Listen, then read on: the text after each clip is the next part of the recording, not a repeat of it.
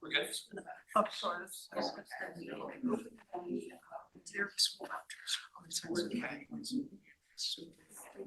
So we have a big crowd. I get to do this. I'm going to use the gavel to bring us to order. How's that? All right. Okay. Thank you. I'd like to call to order the Select Board meeting for November 17th, 2025 for the town of Hanover. We have a relatively full meeting this evening. I know a number of you are here for comments on fair and impartial policing. We will get to that. There is also scheduled a public hearing, which will come up first, which is on parking. I will turn to my fellow Select Board members. Is there a desire to reorder the agenda? I would perhaps suggest, in light of the fair and impartial policing turnout, that we consider moving that to item number 1 following the public hearing. Okay with that? Sure. Yes. All right. Okay, good. Sure. All right. But before that, we will have public comment. This is the period of the agenda when the public is welcome to address the Select Board. We ask that one addresses issues that are not already scheduled on the agenda. We ask that individuals restrict their comments to 5 minutes. Questions will be directed to the chair. So to me, please. Are there any members of the public who wish to address the Select Board at this time? I'm seeing several. Okay, I'm seeing 5 different. Okay, again, reminder, this is for items that are not on the agenda, not for items that are on the agenda. Are there still members? Yes. Okay. If you could please come forward. If you could sit at the table and introduce yourself, your name, and where you live, please.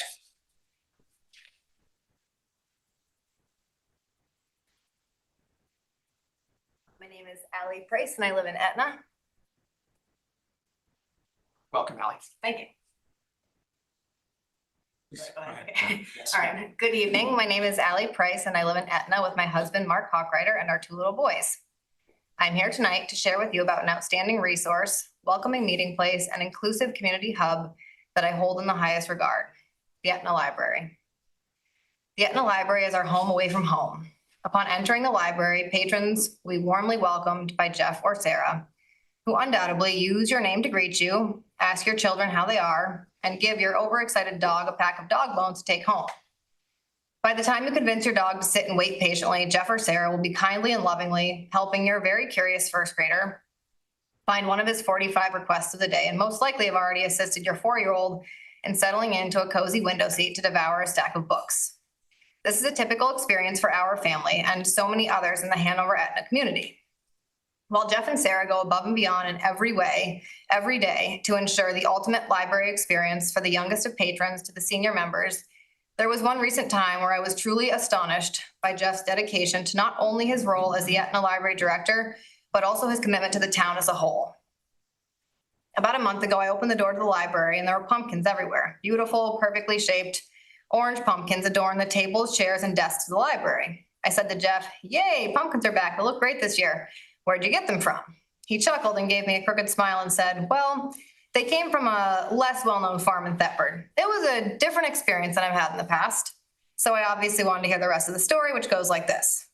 Jeff went on to explain that he showed up at the farm he was to pick up the pumpkins from, and there was no human or pumpkin for that matter in sight. So he called the farm contact, and they half-heartedly directed him to some other dirt road where he was to travel down till he saw the pumpkins. Jeff arrived at the said location and only saw fields of on-vine pumpkins. Now, historically, when Jeff and Sarah secure pumpkins for their Decorate a Pumpkin fall activity, they arrive and the pumpkins are boxed up, ready to go. They pop the boxes in the car and go on their merry way. Not this year. Jeff called back the farm contact and inquired about where the pumpkins for the Etna Library were. The farm person then instructed Jeff to go back to the field and pick the pumpkins. As Jeff told me this part of the story, I thought he was actually joking, but he wasn't, and he did it. In his sneakers, bare hands, and his work shirt, Jeff picked 150 pumpkins off the vine. I was seriously shocked, and I asked Jeff, "Why on earth didn't you just bail on the mission?" To which he replied, "Well, I thought about it, but they were 50 cents cheaper per pumpkin, so I just did it." Jeff and Sarah have a can-do attitude and work well within their means, offering truly outstanding free community events to Etna Hanover families and beyond. As I started sharing with friends and family around Etna and Hanover how I was going to voice my feelings in support of the Etna Library to the select board, people started asking if they could come with me. Could they do something, come stand by my side to show their support as well? And instead of parading dozens of folks in here with me, I said to them, how about you send me with some quotes to share and I'll present on behalf of the community. So these are just a few of the sentiments families asked me to pass on to you all. This is a 6-year-old boy from Etna. A 6-year-old boy asks his mom as they drive down the road, Mom, where are we heading today? Mom replies, the Etna Library. And her son says, the Etna Library is my favorite place in the whole world. This is an Etna family with 2 grade school boys. Our family is so grateful to have such wonderful people like Jeff and Sarah running the Etna Library. It's nice knowing that even in our small community, there are fun activities going on for kids like Lego Club. My kids look forward to it every week, and it's also fun for the grown-ups. This is a homeschooling parent in Hanover with 2 young children. The Etna Library is truly a gem within our community. Jeff and Sarah have made it a welcoming, cozy place filled with a wide-ranging and robust collection of literature, a dependable gathering spot and a center where programming and enrichment for all ages abound. It was Jeff and Sarah's cheerful willingness to champion the New Hampshire interlibrary loan system that allowed my daughter to fall further in love with chapter books as we devoured the entire According to Humphrey series over the summer, and my son's passion for equipment and machines to be honored and celebrated as we read and reread every Tractor Mac book shared with us by libraries across the state. This is an Etna mom of a preschooler and kindergartner. Jeff and Sarah create the kind, warm, welcoming, centered atmosphere that makes the Etna Library feel like a true gathering place for families. They greet everyone with genuine enthusiasm, remember names and interests, and have a remarkable ability to make children and parents alike feel welcomed and excited to participate. Some of my kids' favorite events include Lego Mondays, the spooky haunted story walk that delighted kids of all ages. In addition, their joyful presence and crafts at the Old Timers Parade brought energy, connection, and a sense of shared celebration to the whole community. Jeff's leadership and spirit have become an essential part of what makes the Etna Library and Etna so special. This is a mom of 2 kids. Jeff goes above and beyond to make both normal days and events feel special and memorable for kids and adults. Just this summer, he ran a top-notch and engaging summer reading program that had myself and my 7- and 4-year-old excited about an entire summer of reading. Highlights for our family included the bike parade, the pumpkin decorating kits, Sorry, we reached the 5-minute mark. Okay. But if you could just wrap up. Sure. So basically, a resource in a community that provides so much to so many deserves proper attention and recognition. And I know that Jeff and Sarah feel unwavering support from the community. And it's absolutely crucial that the select board provides the same level of support and to ensure that Sarah and Jeff can keep on making magic for many years to come. And I want to leave you all with an invitation to truly understand and get a sense of the joy, happiness, and love that fill the Etna Library. You need to stop by and see it for yourselves. Jeff and Sarah have created a space where you want to come in, sit down, slow down, unwind. So they hold Lego Club every Monday, the first Monday of December. Come on, stop by, have a piece of pizza, and check it out. Thank you. Thank you very much. Thank We you. appreciate the anecdotal, the fun pumpkin stuff, and Thank you very also much. your support for the Etna Library. Yours. Mine's gonna be similar, but Okay. I can quit. Your I name can is- echo the sentiment. Thank you. Very nice, nicely put. So I'm Katie Shaw. I also live in Etna. And I'm here in support of the Etna Library. Okay, so, and thank you for giving me some time to speak about how much I love this library. So in 2024, when I was a mother of 3 young children, 1 newborn, a 3 and a 5-year-old, I decided to take a year off of work to stay home with my kids. It was a joyful time, but also lonely. And I was searching for a sense of community, somewhere I could feel safe bringing all 3 of my kids. And that place became the Etna Library. From the very first day we walked through the doors, Sarah and Jeff welcomed us in. They didn't just tolerate the energy and chaos that comes with 3 kids under 5. They embraced it. They took the time to learn my kids' names, their interests, the kinds of books they gravitated toward. And as any parent of young children knows, finding a public space where all of your kids feel genuinely welcomed can be rare. And Etna Library really gives us that gift. And what started as a simple outing to get books became the foundation of the community I was hoping to find. I met friends there, my kids met friends there. We spent countless hours at Lego Club. I will also be there in December. Arts and Crafts Club, all the weekend events we can make it to, especially the Spooky Walk, which is a favorite experience for all 3 of my kids. and some of the small everyday moments of popping in just to say hello, grab a book or two. Over time, the library has become one of the places my children ask to go most often. And it's because of the environment our librarians have thoughtfully created. Sarah and Jeff have become trusted adults in my kids' lives, people who not only remember their interests, but who set aside books or topics they think the kids might love. That level of care is meaningful, it's personal, and it's what makes the Etna Library truly special. As one of my friends said while we were all gathered inside the library enjoying hot cocoa post-spooky walk, this is the most magical space. The Etna Library brings us together. It's more than just shelves and books. It's a gathering place, a safe space, and it's really a cornerstone for the Etna community. So we are deeply grateful for everything they do, and I encourage the select board to support this library in any way they can.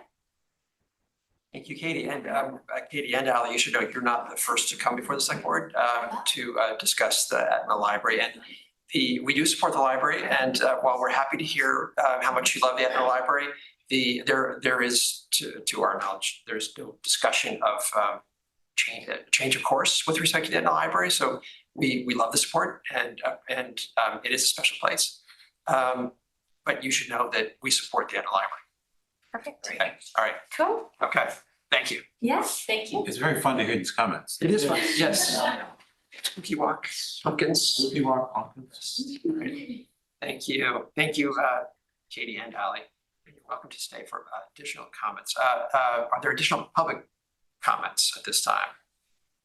Peter, could you please come forward? And if you could just indicate your name and where you live, please. Thanks, Gary. Give me pain in the ass walking, so give me a minute to sit down. And I know I got some footwear on that your cops in town and elsewhere have asked me not to wear, but I'll get to that in a minute. Pete Zandron, White River Junction. And I'm here tonight because I saw the write-up about the last select board meeting. I mean, how can what's going on with ICE be just a town issue? Because anyone can be suddenly detained legally or illegally by an organ. And if I know they would make this kind of stupid write-up, just as an example, 17 years ago, I was briefly detained by what is now ICE when I was living in Rhode Island and when I had to go to New York to handle some family and legal matters over there. Why? Because I have the same name as my grandfather, who was brought to this country as a child 100 years ago illegally. And ICE did not realize that he had died 10 years before I was born and buried on a historical Revolutionary War site. Now, I mean, in my case, it went good. I was detained for less than an hour. It went clear. But something like that, it can happen to anyone here. How do we know that someone here in town or in the region cannot experience something similar?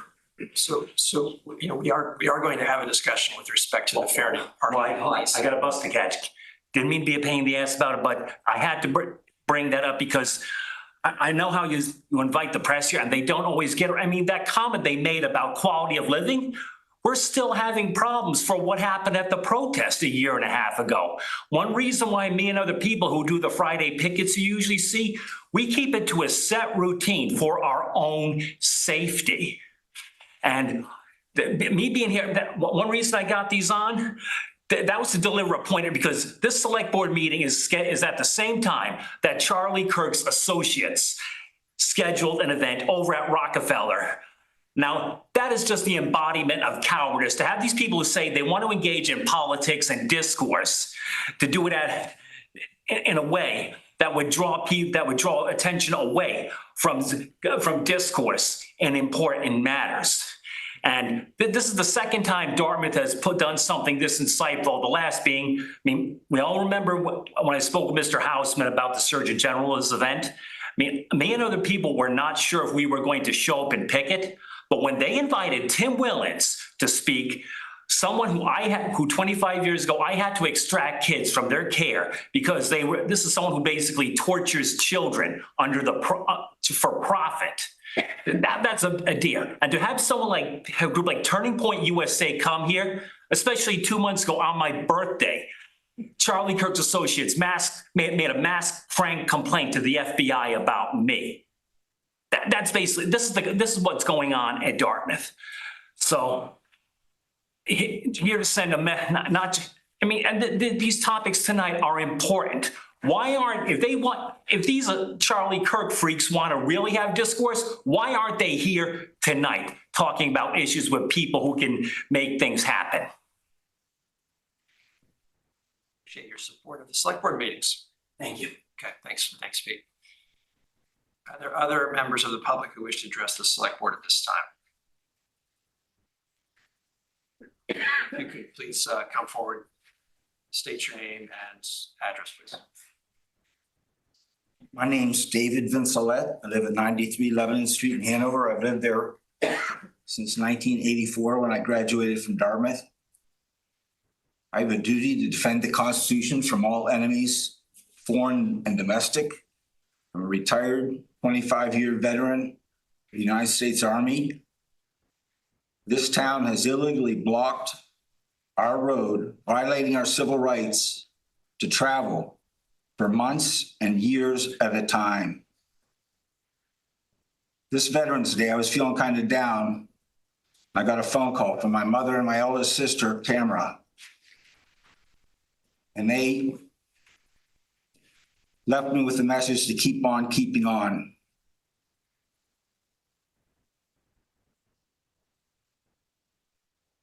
I've never had the nerve to tell my mother what you all have done to me. That you shut down my rental property, took out all the people who were paying rent, so I had some money coming in, kicked out all the homeless people, veterans,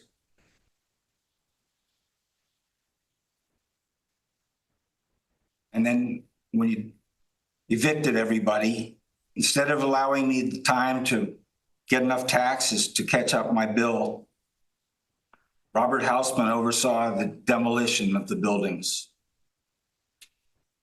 Now, there's been a quorum on this board, select board, for the last 20 years that I have been coming here that has denied me access to the agenda. I want to bring up to the public the fact that our brook has been systematically polluted by Dartmouth and Hanover, and that Dartmouth and Hanover oversaw an illegal false imprisonment of citizens. The fire department, the police department, the public works, the sewer department, the housing department, town managers, and the select board all have questions to answer, but have all been hidden from view. Silence has been violence against the innocent. Remnants of the fence remain on our property. The gate was finally opened after a court order, but the fence remains. An indication to my family of what you have done to us. I was wondering if I'm supposed to direct my questions to you, sir. Can any of the 3 remaining select board members and Mr. Hausman, since all 3 were involved as conspirators in restraining our liberty for 25 and a half months, I was wondering if any of them would be willing to apologize for that.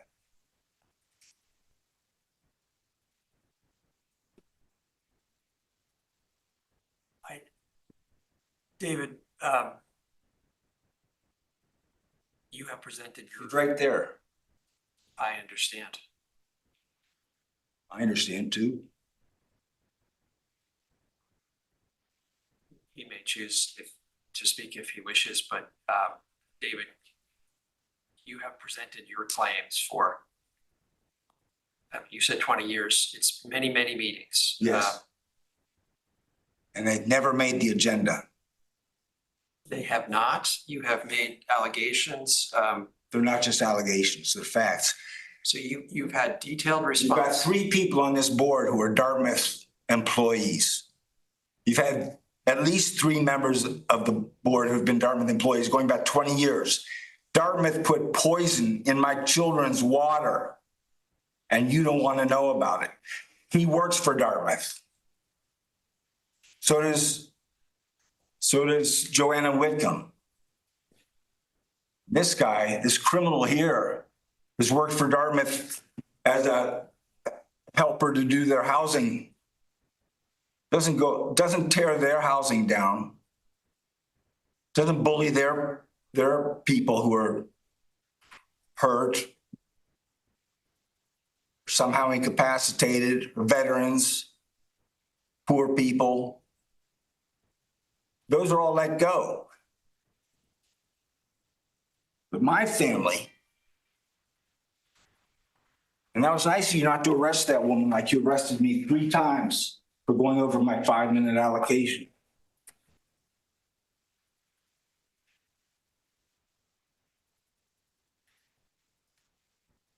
Are there other members of the public who wish to address the select board at this time for non-agenda items?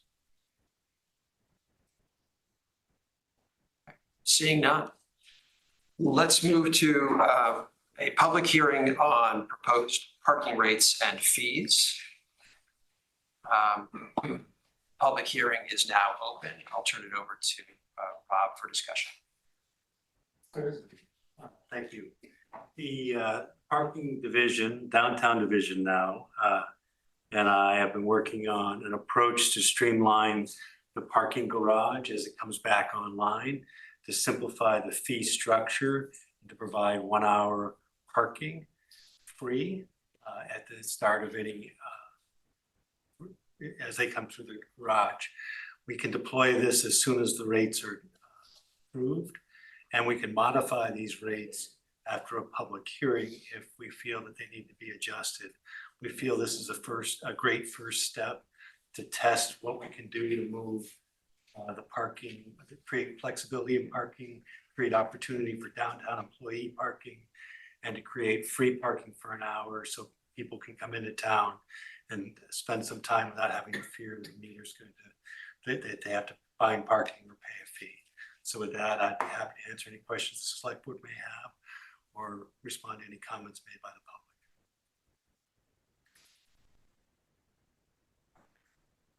Select board questions with respect to. The only question I had that I brought up last week was the jump from hour 7 to hour 8.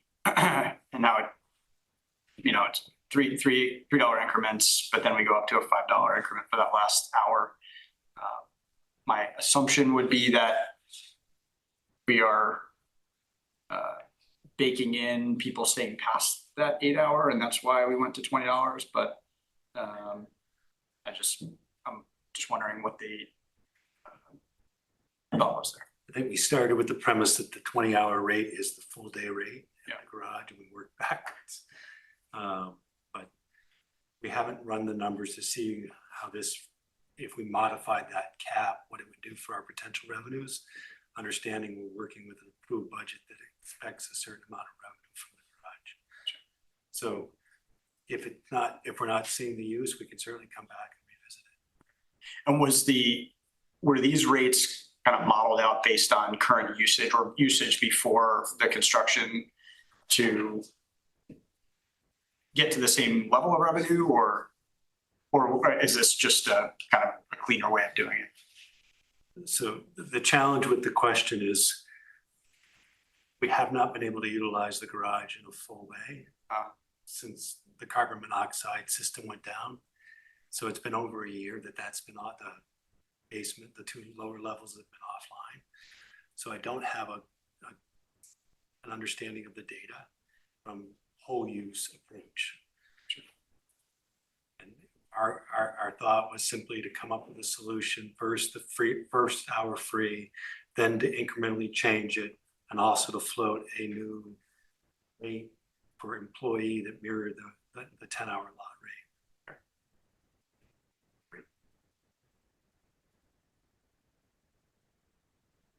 Further questions from select board members? Can I just say, It's really hard to hear in the back. Can you use the Okay. microphone? Uh, I there, barely heard that gentleman. I will speak to the audience. Okay, I could barely hear. And I have good hearing. other questions from select board members with respect to the proposed changes to parking garage rates? My questions are just future looking and thinking that maybe we'll wanna also come up with a way. I think this was Jared's idea that there be more flexibility as we find like the balance. Like I look around sometimes in super high areas, there just isn't a spot, and I wonder if the prices are set correctly. So maybe there's a way that we can have a hearing that allows for the flexibility for the balance to be found throughout the different zones. Because this seems like we're never gonna quite get there if we have to do everything so stepwise. You're saying Like say, oh, let's approve up to something or a range or playing around with, because right now it's like, if you're gonna park over 4 hours, you might as well park 10 hours or, or if there's a big benefit to getting to town early right now because some places do fill up. And if there are places that we do want parking available, where there is turnover, then maybe that needs to be changed, how we allocate that based on the price. But yeah, so that's what I was thinking. So that's probably like a next stage. This seems, I like the round numbers. Yes.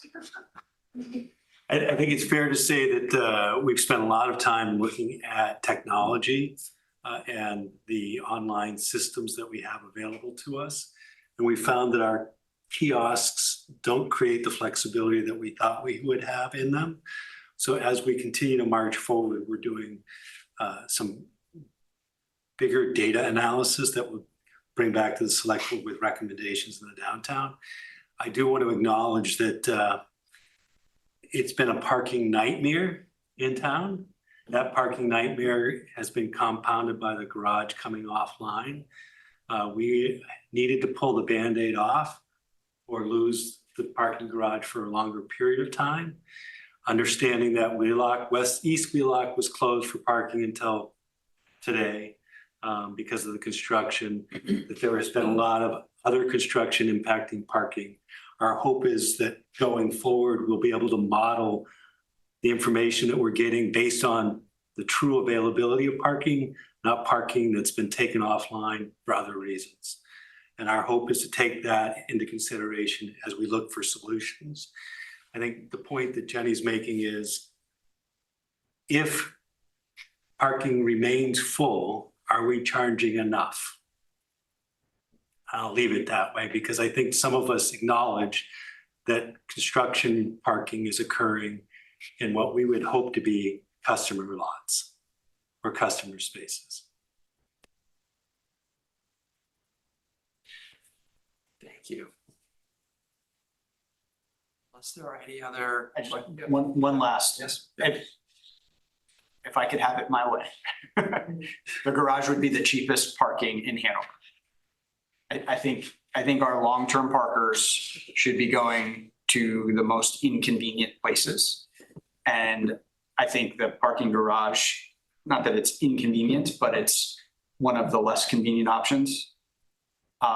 And I think if we were to kind of draw a bullseye around our busiest section, which is kind of the middle of Main Street, and go outward from there, it should be more expensive there and then less expensive as we get further out. And my feeling is that the garage is too expensive, even with the new proposed rates. I'm willing to try it and see if it fills up and see what the business owners and shoppers and our constituents think about it. But that would be my preference would be for the garage to be the least expensive parking in town. I do want to point out, and I apologize that it's not on this list, but the employee rate is $6. Yep, it's great. I have the one more, I guess going forward, because we can only have a public hearing on what was put out, right? Yep. It came up again because there was another big game and, Dartmouth is charging for parking during the big game, just a little bit away from from our free garage, that perhaps we could have event parking.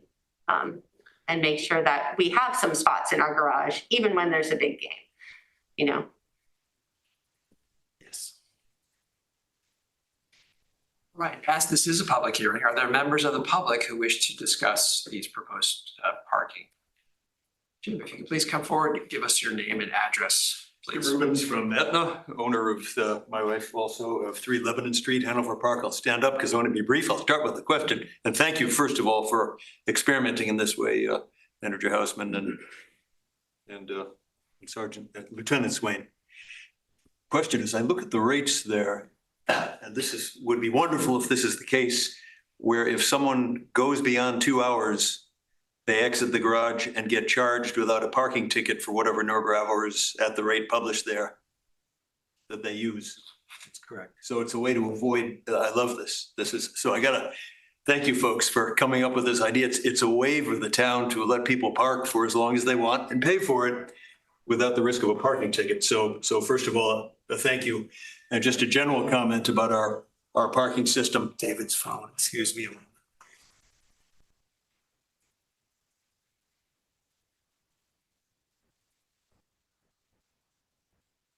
User friendly. Yeah. So just a general comment, we have a very punitive parking system right now in general in the downtown. It's just as the envelope around as you strategize and test pricing regimes. And it causes people not to come to town. So we have a system that keeps people from not to driving into town, not using the downtown. And we have 3 vacant buildings on Lebanon Street. I just hope the selectmen keep that in mind, that our punitive system is punishing users and preventing people driving into town. So as you redesign the parking system in every way you can, if you can think instead, tilt the whole thing around, making the whole thing customer friendly. So that's it. Thank you. Thank you, Jim. Hey, Jim. Yeah. Any other members of the public who wish to address on parking? Yes, and Nancy, if you could come forward, tell us your name, although you needn't introduce yourself, but you're going to. Thank you. Could slide into Joanna's seat. Fill out your quorum. So I'm Nancy Carter, 12 Barrett Road in Hanover. And I am very interested in having our parking. I like Jared's comment about the parking garage being our least expensive, but a lot of people perceive it as a difficult place to park or inconvenient or whatever. So therefore we should be getting people down there, filling it up. I am saddened by the fact that for a full year, we haven't really had, because of the sensors and then because of the flooring and the stairs and everything else, we haven't really had use of the facility.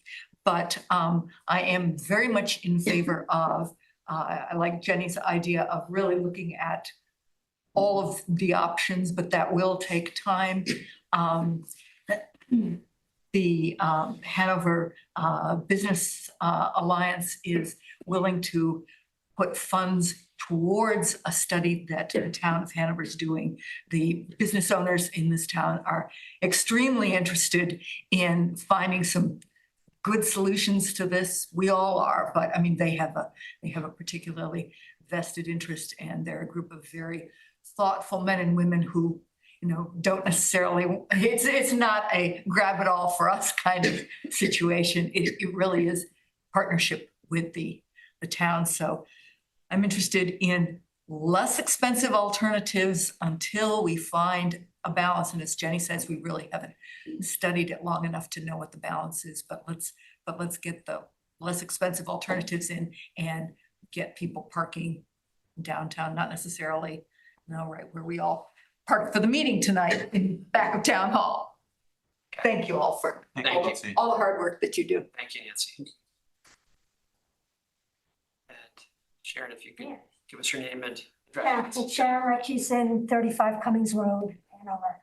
I love the parking garage. I miss it. I'm wondering, it appeared to be open recently. Am I wrong about that? There was a marquee that I parked somewhere else and then realized it might be open. So is it So it's open to temporarily? leaseholders and we opened Oh, it okay. for the weekend at the Hopkins Center. Okay. For only the spaces that were not part of the construction work. Okay. It comes back online on Wednesday. So it's going to be open On on Wednesday. Wednesday, okay. That's good to know. And one thing that I've reported multiple times, the best handicap spot is right inside the door on, I think, South Park.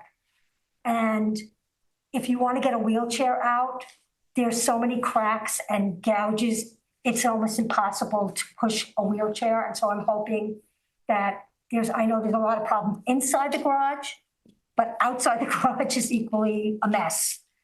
So I hope that it's where you pay and you walk out.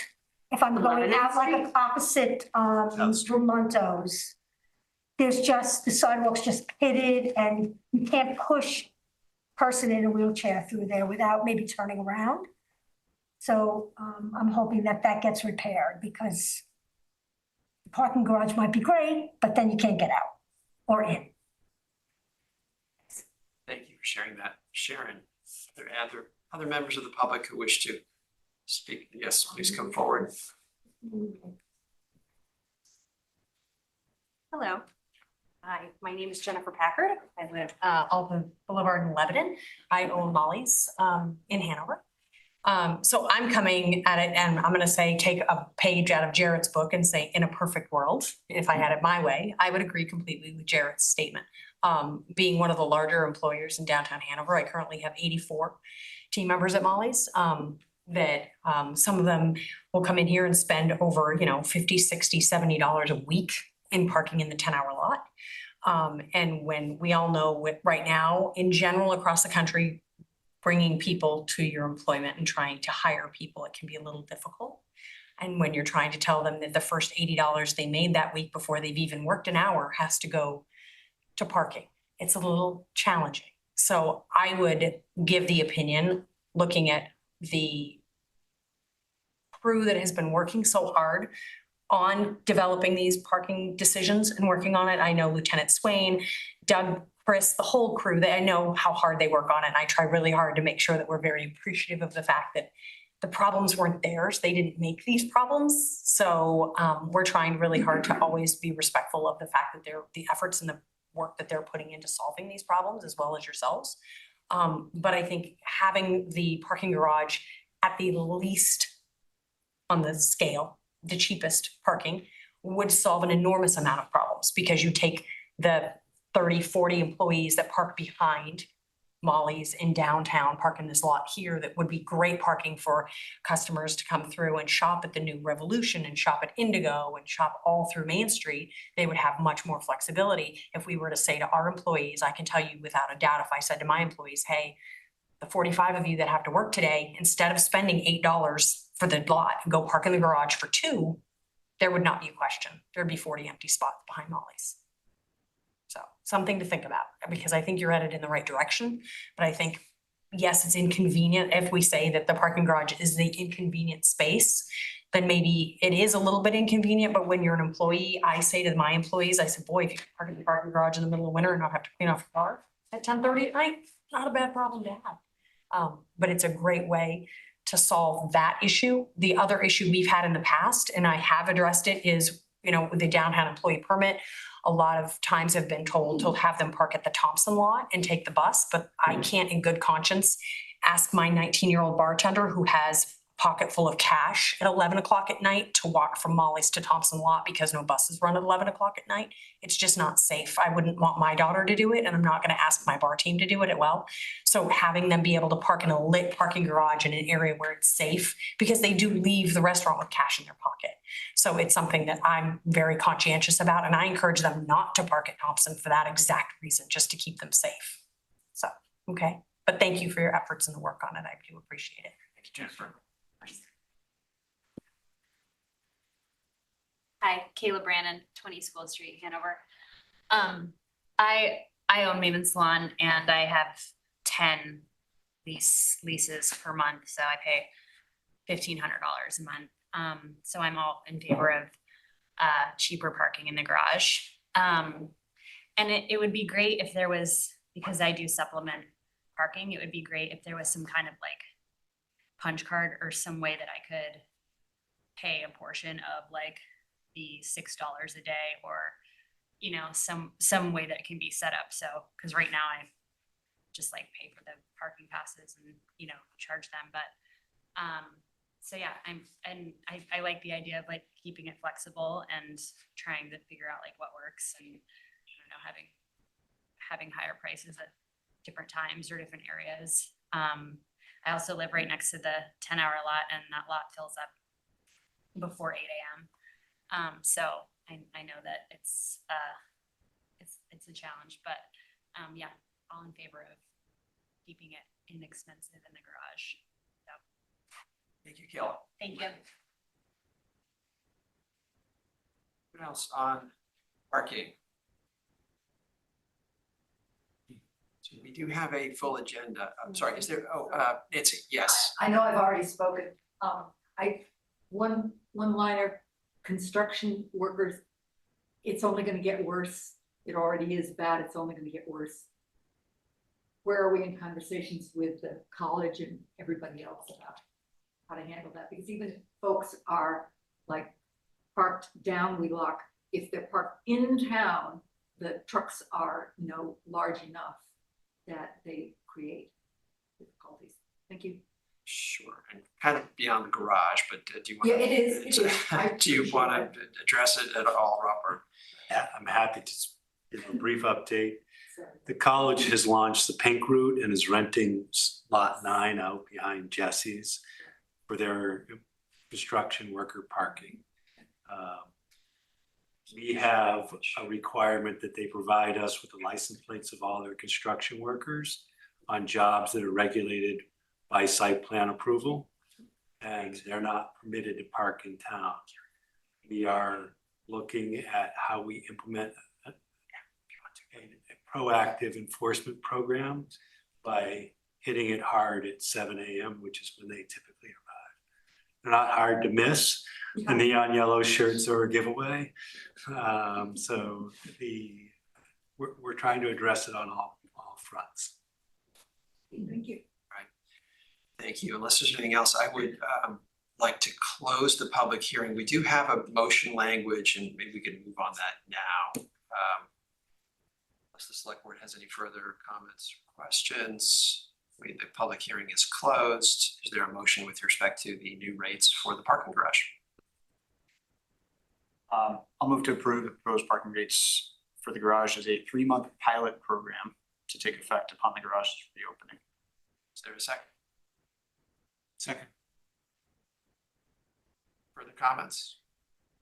None, ready? All right. All those in favor? Aye. Aye. That is unanimous. Thank you, Rob. I know we have announcements, but let's move on to ordinance number 38, fair and impartial policing. Thank you for those who came for the parking hearing. As you all know, on November 3rd, the select board held a public hearing to review potential changes to ordinance number 38, fair and impartial policing ordinance.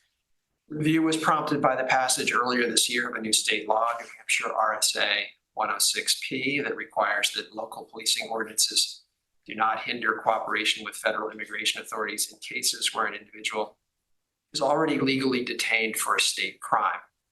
To be clear, Hanover is not responsible for enforcement of federal immigration laws, which are civil in nature, not criminal matters.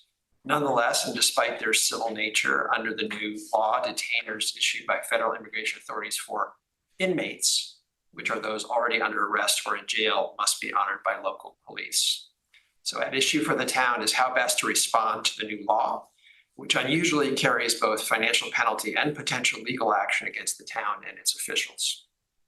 So, Rob, I'll turn it over to you with your, you've got some further background and a discussion of the options, but I think the background that you have is important as well. Certainly. The background is It's just.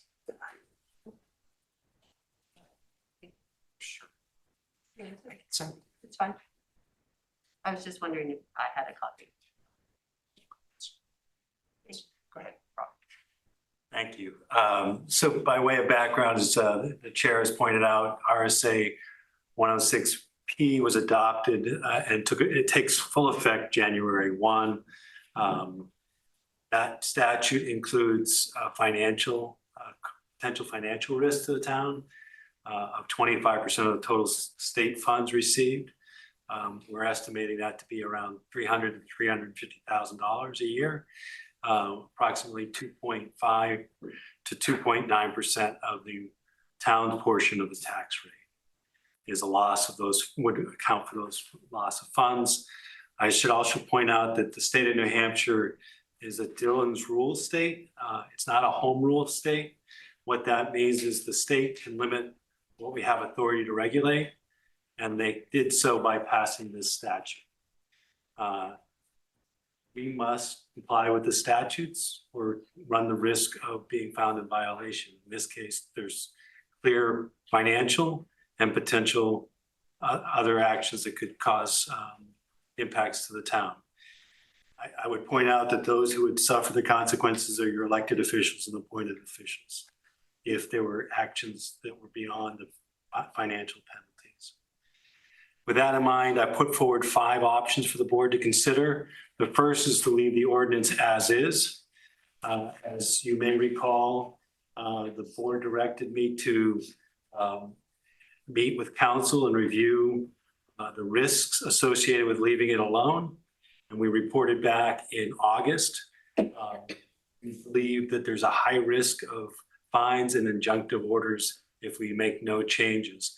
I should point out that our attorney, Laura Spector Morgan, reached out to the ACLU's legal counsel and discussed with them the option of appealing or challenging the lawsuit, the legal changes, the statutory changes.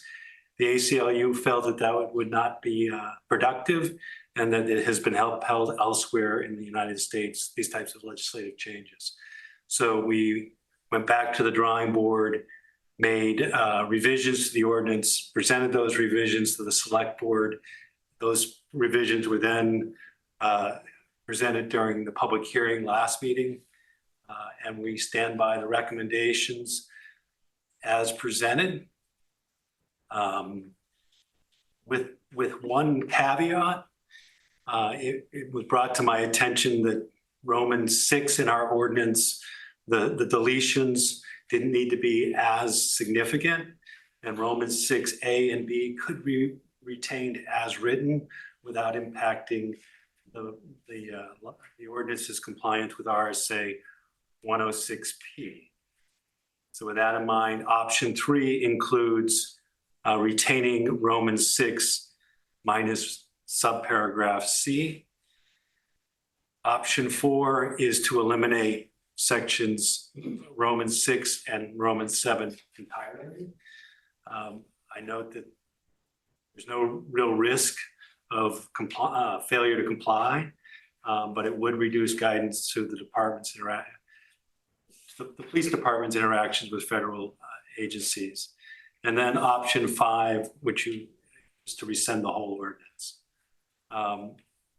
That option also has no risk or limited risk because we have nothing that would be considered non-compliant with state law. So as I've outlined it, you have 5 options. I'm sure we could think of 5 or 6 more options. But, I think that it's important to realize that we've spent a significant amount of time, 2 attorneys on the town side looked at this. ACLU was asked to comment on it. Your town manager was involved in reviewing and developing the recommendations. And it's now here tonight for you to either take action or make a decision that may warrant an additional public hearing. I had a question about C. I was looking at 7C, and that it shall not prolong an individual's, detention based on the ICE detainer. And in the context of our fair policing, I find it pretty clear that there's no intention to violate state law in our fair policing ordinance.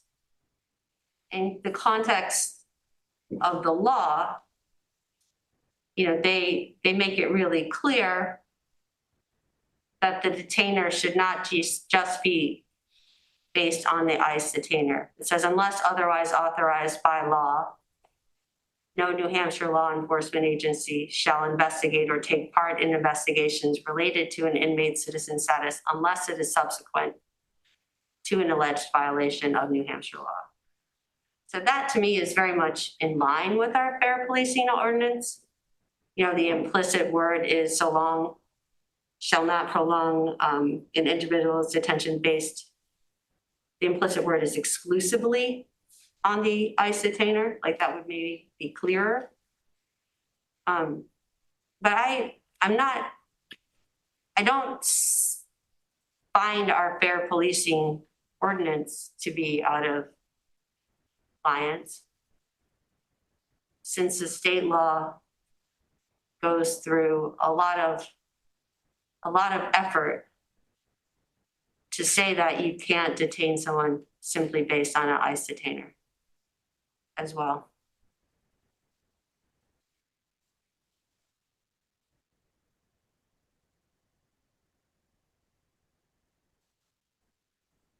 I also wondered if, I know you asked about the idea of an appeal in a lawsuit, just as part of your due diligence. I wondered if council had any opinion about us taking no action.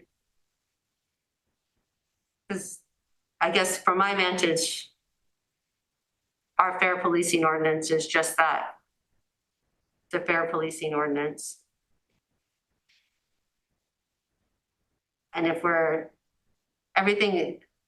main idea of the law is that we shall not restrict people from entering, law enforcement agencies from entering into, is it 287? I get the numbers mixed up. And we don't even mention, we definitely don't restrict. There's nothing in here that says do not enter into a 287 agreement. And we're not enacting anything. It also says don't enact anything. We just happen to have a fair policing ordinance already on the books. Just looking at the way the law is written, but it says no state government entity, local government entity, or law enforcement agency shall knowingly enact, issue, adopt, promulgate, enforce, permit, endorse, maintain. Answer what you're saying. But Laura. Yeah. With the phrase enforce. Or have a sanctuary policy, which is not a sanctuary policy. But the verbs you just mentioned, enforce, include That's- maintain as well, But right? or have in effect any sanctuary policy, which we don't have. And then it says,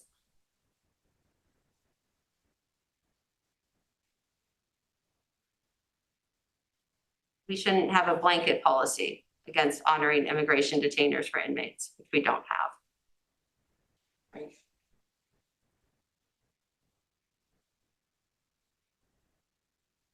Those are, excuse me, Rob, you're about to talk, those are some good questions, which are pretty subtle from a legal standpoint.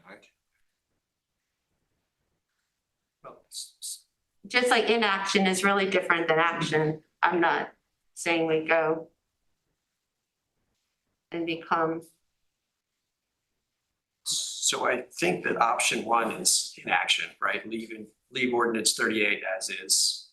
So we do have a readout on consequences there, right, Rob? Our counsel has advised us that there's a potential for fines and injunctive orders, high risk. And, you know, I guess my question was, it seemed to be based on 7C, which my reading of 7C is I would find it difficult for people to say that our ordinance was written to violate state law or to restrict law enforcement in the way that's the law is intended to work. I will try to answer the question Nothing. to the best of my ability. Council, you pay council for guidance. You can choose to follow that guidance or go in a different direction. Council will defend us if there's a reason to defend us. Her comments are, and I think she said it at the last meeting, was that there's a high risk.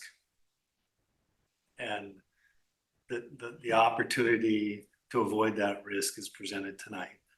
You know, from my perspective, we have till January 1 before the clocks, you know, the statute goes into effect. If we take action tonight to remove the risk, we have more time to parse this out.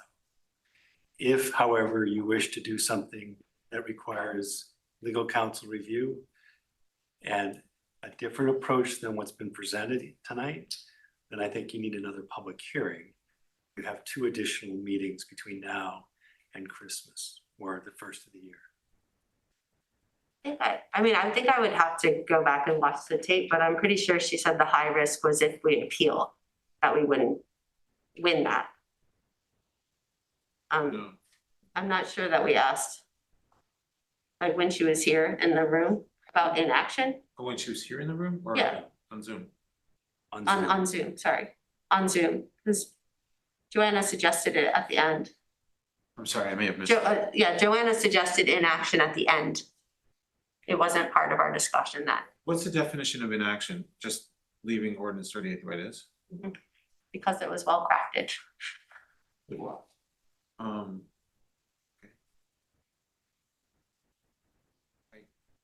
But yeah, because I think like suing the state or appealing or, you know, doing something is very different than maintaining an ordinance. And then for the state to say, oh, they really violated that, they'd have to have proof that we did that, and I don't find it in the text of our. It's not easy to prove that we're out to violate the law in the text of our fair policing. They actually go and explain how police don't have the power to detain people solely for immigration or ask about immigration status. Can I change the subject slightly? I just want to throw out a question about, I see what you're saying, Jenny. Yeah. I think we should come back to that. Option 3 is interesting. Basically, all that is suggested is to eliminate C, and the rest of the text. There were a couple of other changes, but they were pretty darn minor, as I recall. In the ordinance. Yes. We added a couple words to make it clearer. And we added in a vehicle. Yeah, that's a really important thing. Yeah. We deleted number 5 in. What was 5 again, please? In preamble. Preamble. Oh, yeah, okay, not too important. And we deleted 7 and rewrote. So under option 3, just to be clear, we would amend section 6, and the previously recommended changes with respect to 7 would also be included in option 3. Is that correct? Correct. Okay. Yeah. I misunderstood. I wasn't clear in my No, guidance. that's great. And do I have a copy of the, no, I don't. I have to go back and look for it. I'll send it to you. I can find So I know I am in possession of a petition from Robert Keane and many of the signatories to which I think are here. So thank you. And that petition recommends inaction, which is what was just talked about. I don't usually have prepared statements, but this is sufficiently complicated and there's enough to it that I, with the indulgence of the board, I'd like to read some thoughts that I had on this. I'm speaking not as chair, just as a member to advance the discussion. So, again, with all of you here, for the better part of an hour at the public hearing on November 3rd, I thought it was a spirited, deeply felt discussion about the best way to move forward. It was civil, intelligent.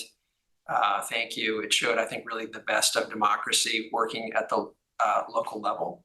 And I think, importantly, fueling the discussion either implicitly and sometimes explicitly was outrage over the well-documented, seemingly unconstitutional detention and deportation practices at the federal level. Those practices are cruel, void of due process, and very likely unlawful. I think in determining steps for the town, the decision of rescission or doing nothing or amendment, I think much of the focus of our discussion has been on the mandated change to the ordinance, and somewhat lost are the virtues of the remaining majority of the existing ordinance. And I think those are important. Those are grounded in the aim to prevent biased policing and discriminatory practices by the Hanover Police Department. And by the way, this is not a commentary about the Hanover Police Department, which I think is extremely well trained. And I think adheres to these principles out of moral conviction and good policing. So but in the context of what we're discussing, it's not about the HPD per se. But the intent of that ordinance is to ensure that all HPD members honor the human and constitutional rights of individuals, in addition to instructions to conduct themselves professionally, which, as I said, I think they do inherently, but courteously with dignity toward all persons. There's a specific prohibition of bias. This is very important. The use of personal characteristics, race, ethnic background, color, age, gender, sexual orientation, religion, or economic status as the sole basis for detention or disparate treatment is strictly prohibited. Very important. With respect to immigration-related matters specifically, the revised ordinance in compliance with the new law will importantly retain the following provisions. This is super important.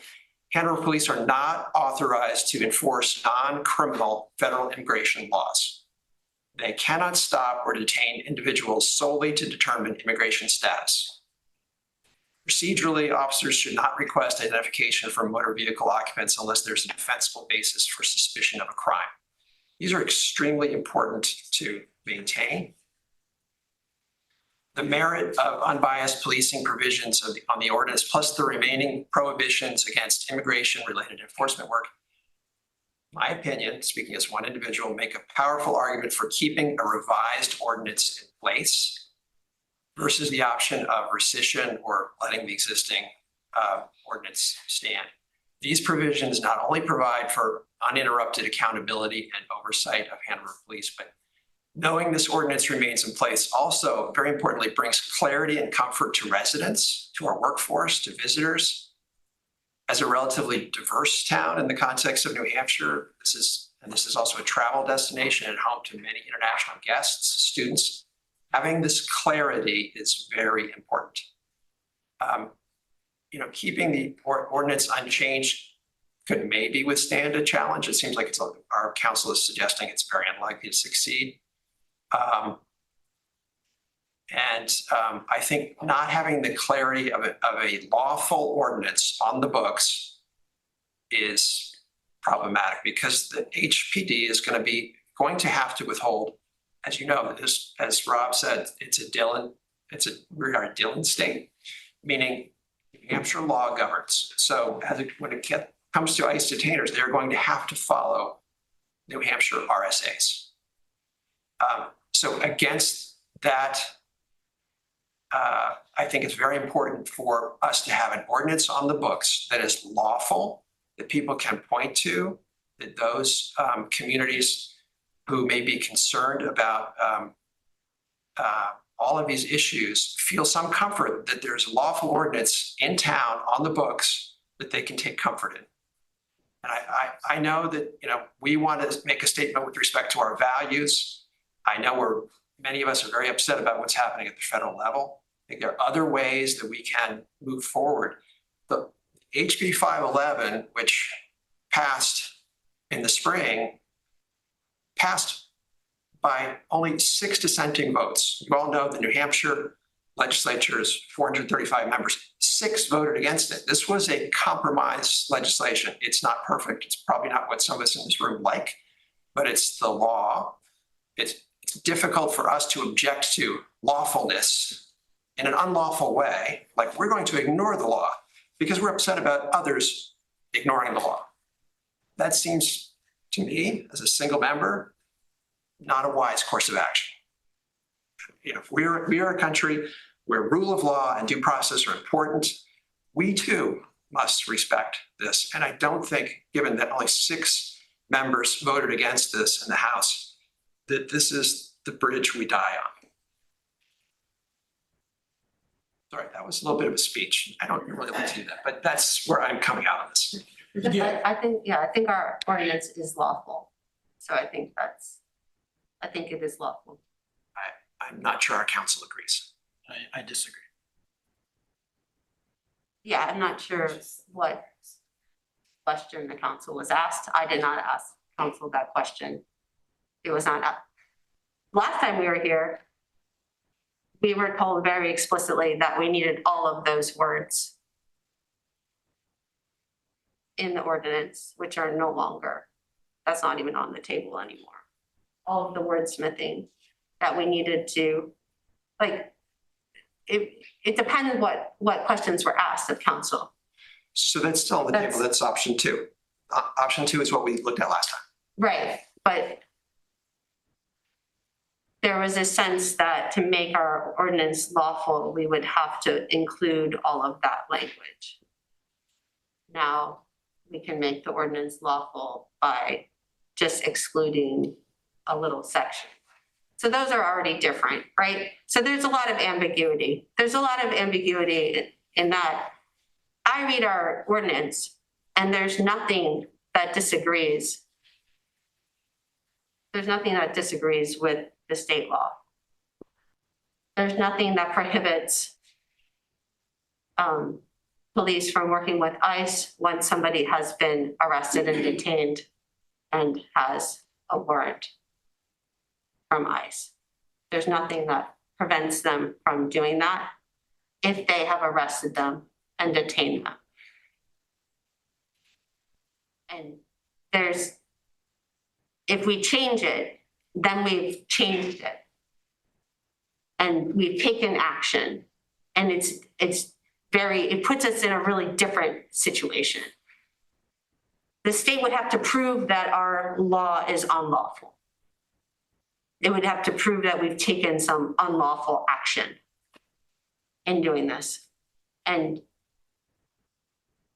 I just don't, every letter says unless, unlawful by the state. And the one place that says you can't do this based on an ICE is in agreement with what they say. They say you cannot detain someone basically based on an ICE detainer. You have to also have been arrested them criminally, right? In their HBS 1. There's a lot of confusion. Like, there's further confusion with, there's just other confusion. There's other laws that we have. So you're saying there's in New Hampshire. There's conflicting regulations, correct? I think there's reason to believe that HB 511 conflicts with some of our other laws, just in the way they define inmate, which is not as you defined it earlier. And is the way, we've already talked about this last time, it was not least. Would it be worth getting council to address those questions? Well, I think certainly at the end of this discussion, we're going to circle back with council, I think for sure. So that's on the table. So let's continue the conversation. So Jenny's questions need to be answered. Yes, but I think I'm not, but so we can move on now. Yeah. But we need to. Yes, I mean, I do think, Jenny, with respect to option 2, which was as proposed at the last meeting, the additional options for amendment are slightly differently characterized as to risk. So I think, I personally could live with option 3, amend 6 as follows with keeping A and B. I think that's important language that gets to, I think, a lot of the sentiment that many people feel. So I know it's hard to follow if you don't have the exhibits in front of you, but One question. Yeah. Was option 3 presented to council? Yes, And she agreed? yes. Right at the Thank bottom, you. she says risk. Got it. Option I 3, didn't know if Rob wrote that or if she did. I agree with you, Carrie. I mean, option 3 really reserves everything. The interest and is very, the whole spirit of the ordinance is preserved with option 3. You have an interesting point though, Jenny, meaning that's taking action and you're advocating for. I'm advocating action. for not taking Yeah. action Interesting and point. putting the onus on, Interesting point. if the state is gonna take action, they would have to take, the burden of action is, that's a significant thing. That's. Yeah. And I think our ordinance is written in a lawful, or I think our ordinance is lawful. And it coincides with theirs. I have to say, I mean, option 3 is very compelling. I mean, they say no New Hampshire law enforcement agency shall investigate or take part in investigations related to an inmate's citizenship status unless it is subsequent to an alleged violation of New Hampshire law. And we have basically a shorthand version in that bullet, which is made clear by all the other bullets that's not the only, 7C is not the only section, in that ordinance that says it shall not prolong an individual's detention based on the ICE detainer. Because it has to be based on criminality. And that's made clear from the rest of the ordinance. No, but prolong is the key thing. So an officer, it says in our ordinance currently, an officer shall not prolong the individual's detention based on the ICE detainer. An ICE detainer is the federal government asking to prolong their detention, which is subsequent to a crime that has been committed. So they're two separate things, right? We have a crime, which our police department is tasked with and has a duty to detain people for. And then we have the immigration detainer, as it says in HB 511, which is a request from the federal government to prolong their detention. So that way they can be investigated if there is a facially sufficient warrant and all the other words. So I think we're talking about two separate things here. And while I have the floor,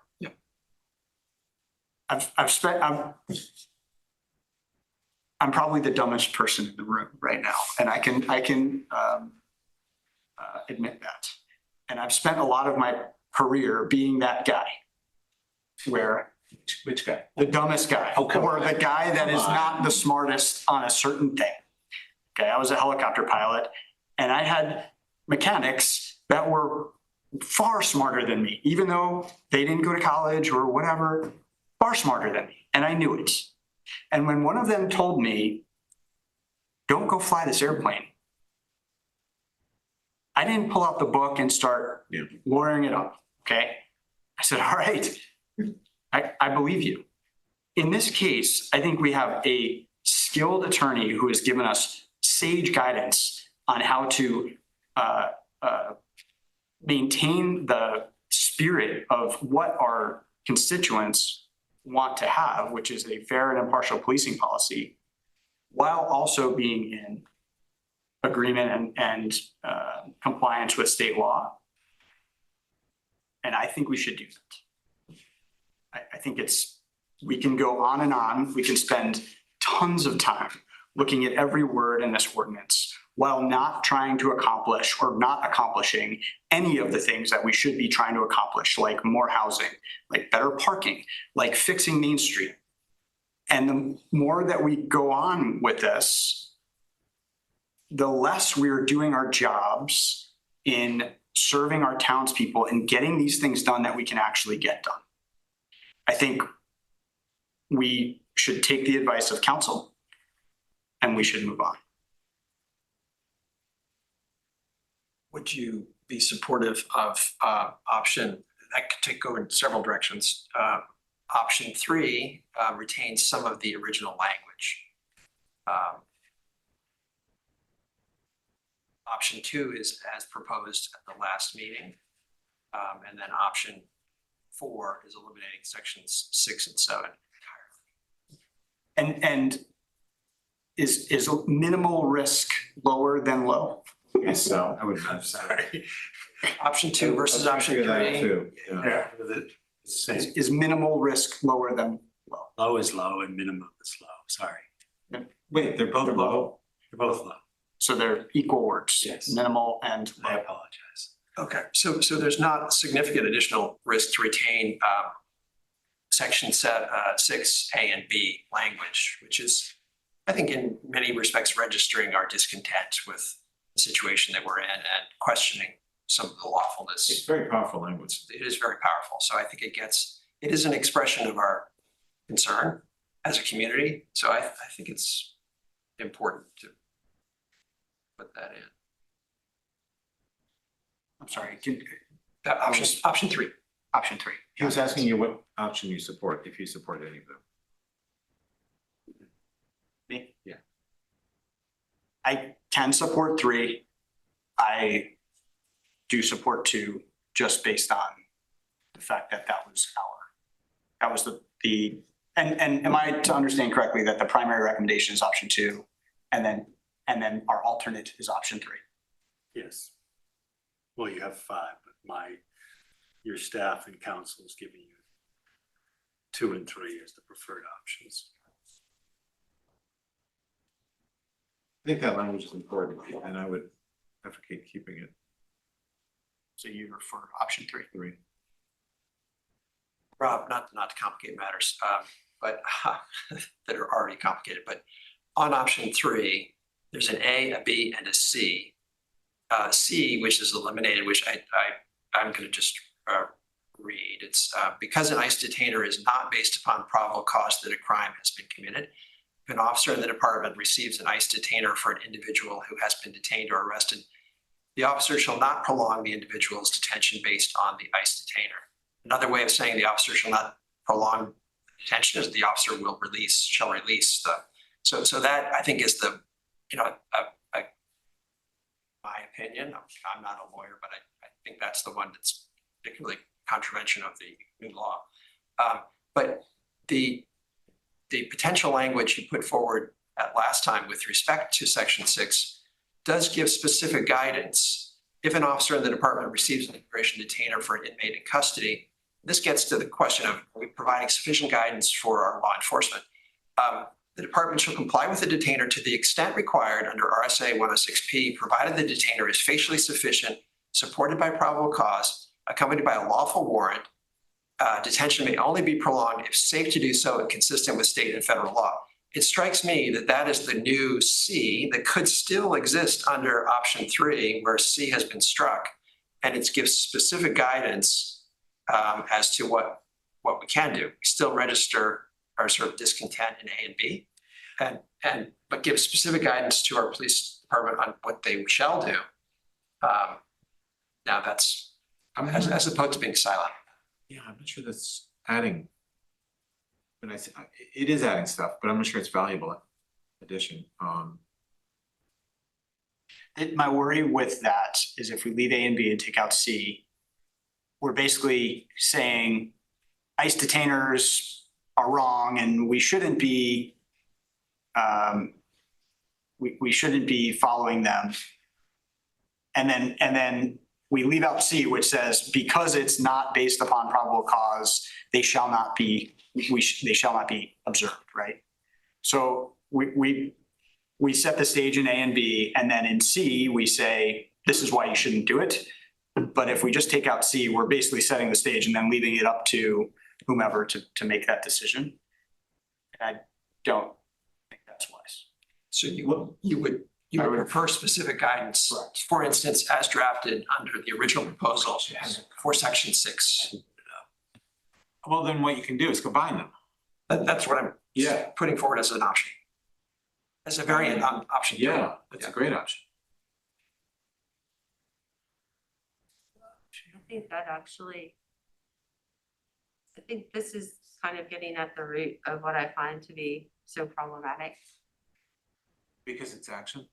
Because that contradicts with their law, because they say an inmate is somebody who is in police custody and they don't define custody. So we had 89 people in police custody on May 1st last year. We have anybody potentially in custody the moment you're stopped for a traffic stop.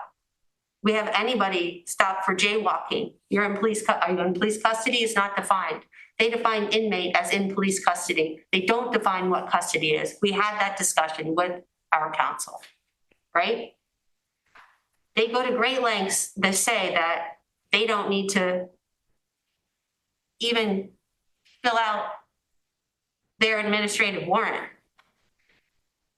to have it be followed. So if we say that it has to be like a lawful, factually correct warrant, then that's in contradiction with the law. Now we've taken action to make our law sort of compliant and we've made it not compliant. There's contradictions in the language that go beyond this law that are about detaining people. Yeah. And you're not allowed to detain people unlawfully in New Hampshire. We have laws about that. I don't think we want to muddy the waters there. I like our fair policing law.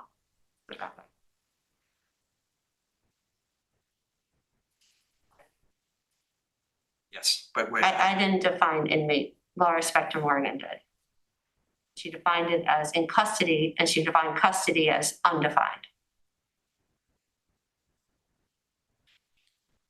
So, Are we trying to make a motion tonight or are we gonna? no, we're down one member. And so what I'd like to do is see if there is some sort of consensus. I just feel very strongly that this ordinance, having a lawful ordinance on the books gives support to our at-risk population. If you have something that's not clear, it drives people underground. They're subject to blackmail. We have worked very hard to build trust between our police force and a number of these community members. And if they feel they can no longer dialogue with the police, it puts them in a very risky, vulnerable position. I don't think it's safe. So I think having a lawful ordinance, we are agents of the state. This is the new law. I think we need to be responsive to it, and I think we need to keep our communities that are at risk safe. And ambiguity as to whether the ordinance is correct, it's not correct, throw the whole thing out. I think increases the risk to these populations. I agree with you, although I question what you just said. We are agents of the state. Well, We're Cordell, not a Johnson. whole state. I get that part. Right. I've always understood that. Yes, but we're subject to the laws of the state. As is every citizen in New Hampshire. Yes. But we're not really agents of the state. I think that's what Cordell, I think he, all right, we're probably not agents of the state, but we are, We are a subdivision of the state. subdivision of the state, excuse me. Sorry. we're Yeah, the subdivision of town. state. And we do take an oath to not violate the state laws. Yes.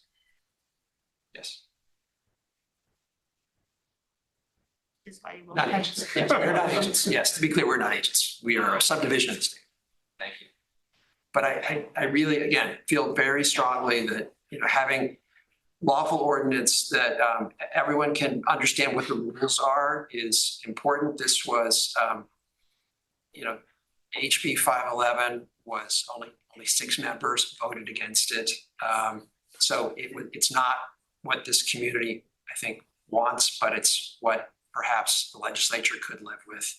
And I think we need to find a way that we can make it work for this town. And at the same time, I think we can reinforce our values. There's things that we can do to make our dissatisfaction clear.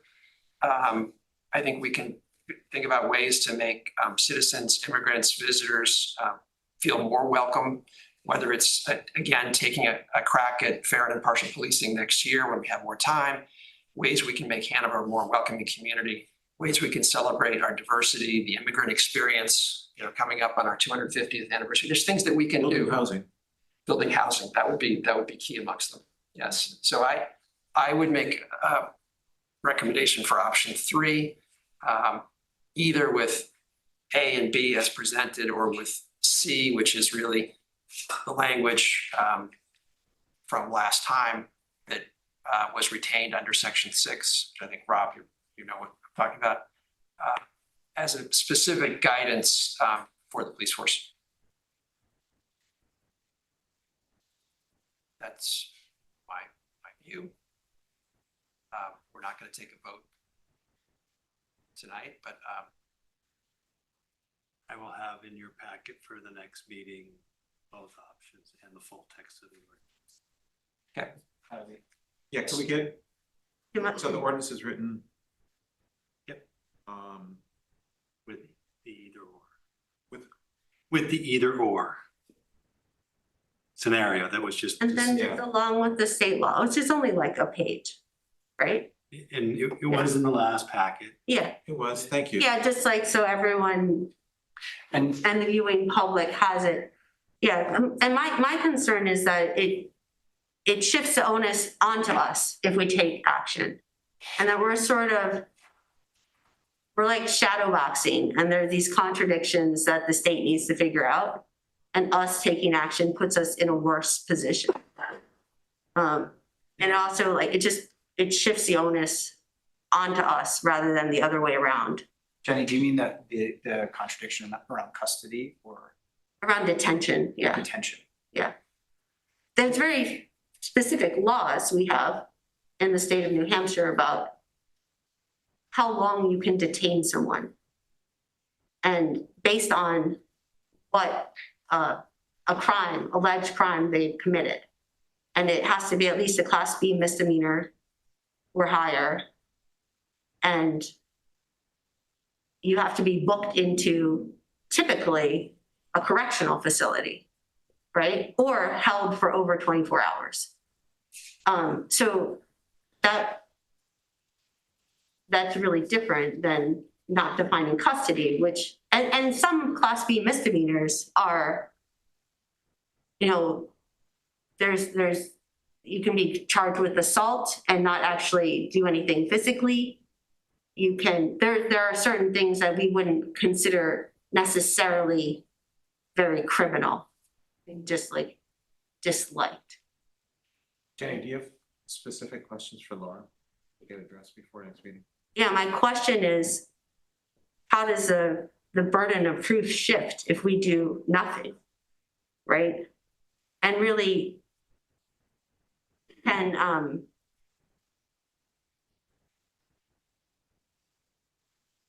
is it reasonable to read 6C as though there's the imaginary exclusively in there, because that's what's consistent with the rest of the ordinance? Like, does this read as a law? Can this be read as a lawful ordinance?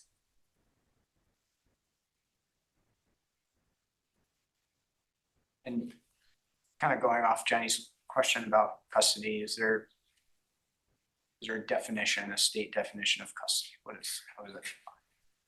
well, and the law really used the word inmate. Right. Well, So- it says inmate, hold on, let me find it. It says inmate means a person in the custody of a law enforcement agency. And so what is in the custody? So that's another to get some clarity around. We did ask her that last time. I mean, I asked her that last time and she said it was not defined. Could ask her again.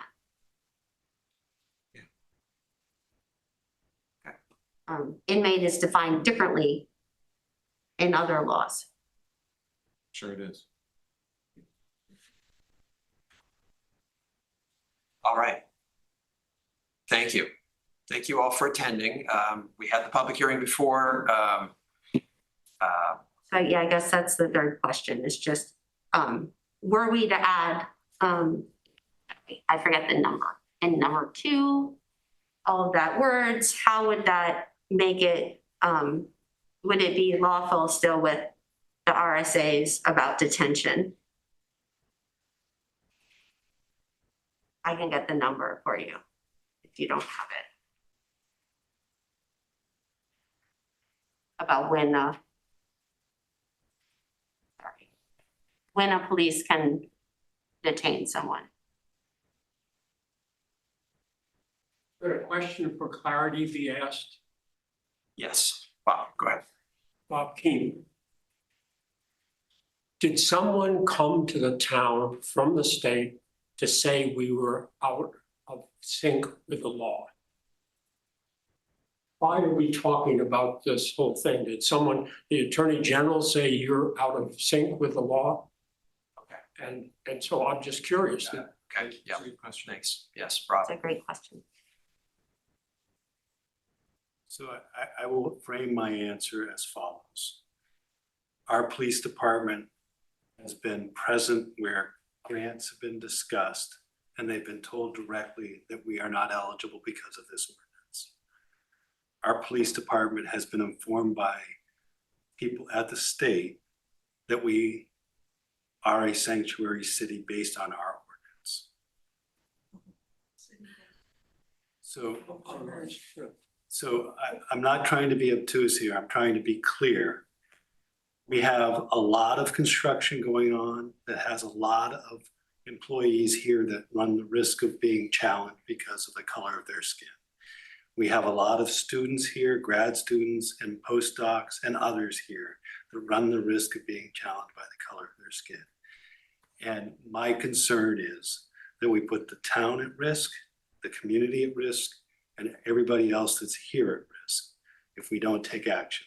I'm not an elected official. You get to make the hard decision. I will carry it out. And we'll get you the answers you need.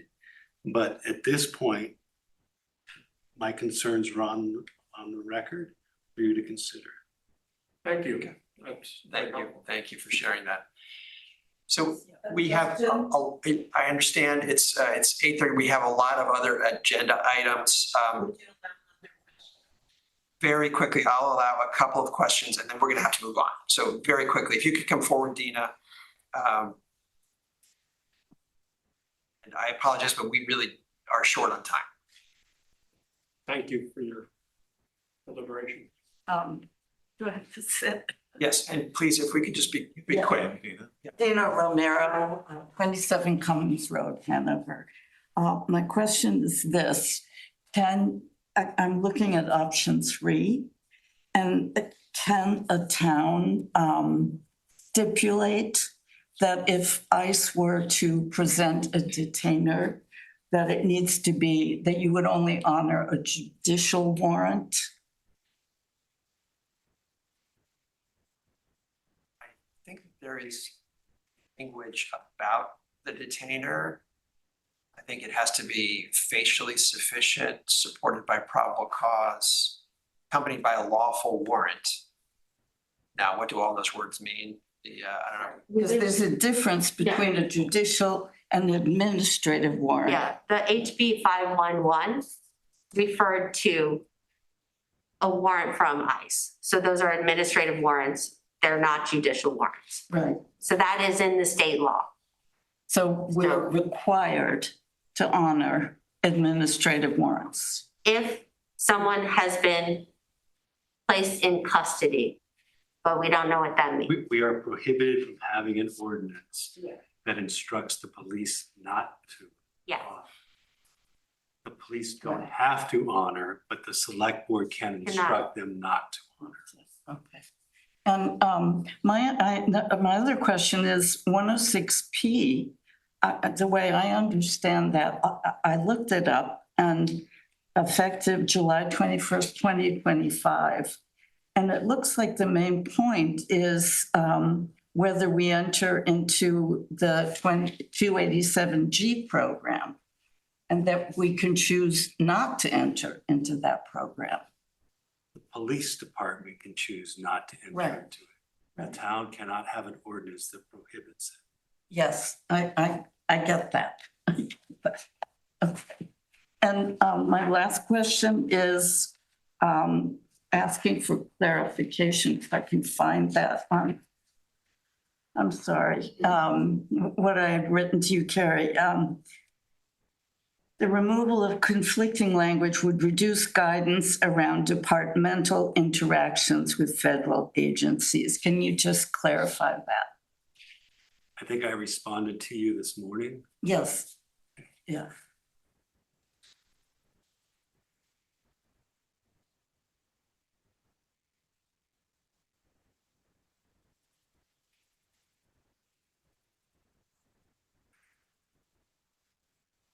It's on the screen.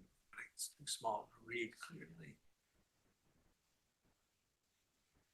I was just wondering if you could amplify that a little more, what that meant.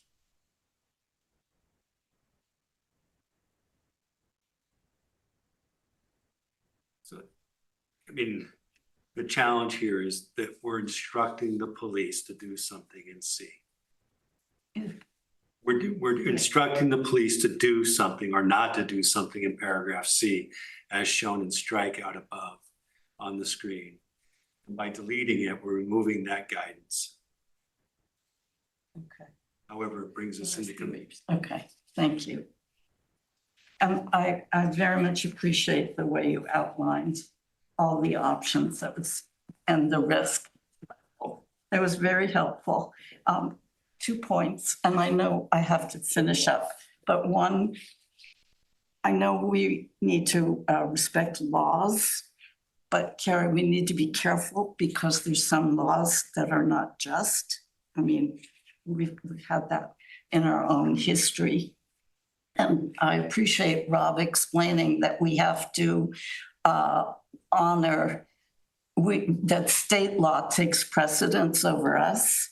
I find it very hypocritical of our legislature that when federal law was proposing certain requirements about firearms, New Hampshire said, our state law takes precedence, not federal law. So complicated system. Thank you for grappling with this. Yes. I know there are other things that you feel are more important and your priority, but the people behind me who came tonight feel very strongly this is important. I totally So, appreciate thank it. you. Thank you all for coming. So, is there any, okay, so we are going to talk about this in 2 weeks' time. So we will have that meeting coming up, and I do, yes, go ahead. December 8th. December 8th, so. Comments then? I'm super quick. Okay, so, yes, they are. Yeah, wait, so let's do this. Please feel free to email the board and Rob with comments, questions, concerns. We are going to reconvene December 8th. We have a number of other important agenda items to get to. So I'm sorry, but it's given the hour and the remaining agenda, we are going to have to move on. But we look forward to seeing you. Thank you all for your participation. Thank you.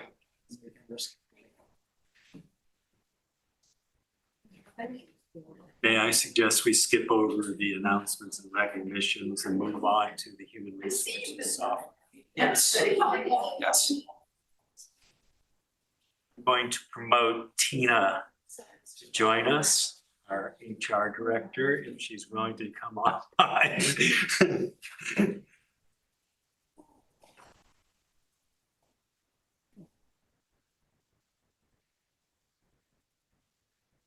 Let me stop the share so we can have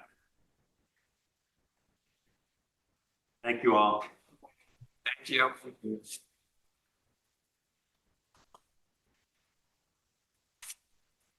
Tina, can you hear me? Yes, I just needed to get my thing unmuted. Bear with me, we're on very loud. Yes.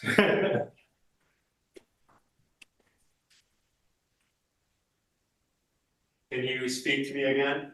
Can you hear me now? It's still a little loud. We'll try that. How about now? Perfect. For those who haven't had the opportunity to meet Tina Canfield is our HR director. She's counting the time she's been here. So how long have you been here? The whole time. No, I meant since your new hire. Oh, I thought you just meant tonight. I've been here since August 18th, so I think I've officially hit 3 months tomorrow. So welcome tonight, Tina. I'm going to share the screen, and I want to start this off by saying Tina's hit the ground running pretty hard and trying to address some gaps in our HRIS system. We currently don't have an integrated system. We use NeoGov to advertise and onboard people, and then everything else is done manually for creating the employment records in our accounting software. NeoGov is not a simple system to use, and Tina decided to jump in with both feet and try to tackle this. With that in mind, Tina's got a recommendation tonight. I'm bringing it to you tonight because we'd like to go forward with this, but I don't want a surprise that hits the books in our fiscal year 27 budget cycle, where you would see a significant jump in software for HR software. With that in mind, Tina, would you like to go through the information in the packet that's up on the screen? Sure. Or would you like to speak specifically to your experience with the HRIS software search and how you landed where you landed? Sure. So what I guess I can start with is how I came to this recommendation. So I did some research online and I ended up going back to NeoGov to see what they could offer us as a full package instead of just the ATS software that we're using, as well as looking at Bamboo HR and then another HR software, which was Clay HR. And all three of them were capable of doing what we need, which is the entire life cycle of the employee. However, Bamboo was more user-friendly overall. And so that's why I have really am pushing the recommendation on this one. It's also a little bit more seamless for the end user, which I think considering what our employees' technology ranges are, I think it's important that we try to make sure that every user has the ability to use this when we're asking them to change the way that they do their day-to-day stuff.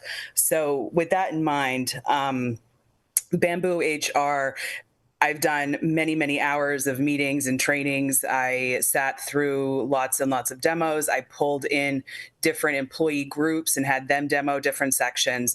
And overwhelmingly, compared to the two that I had them demo, this was the front runner.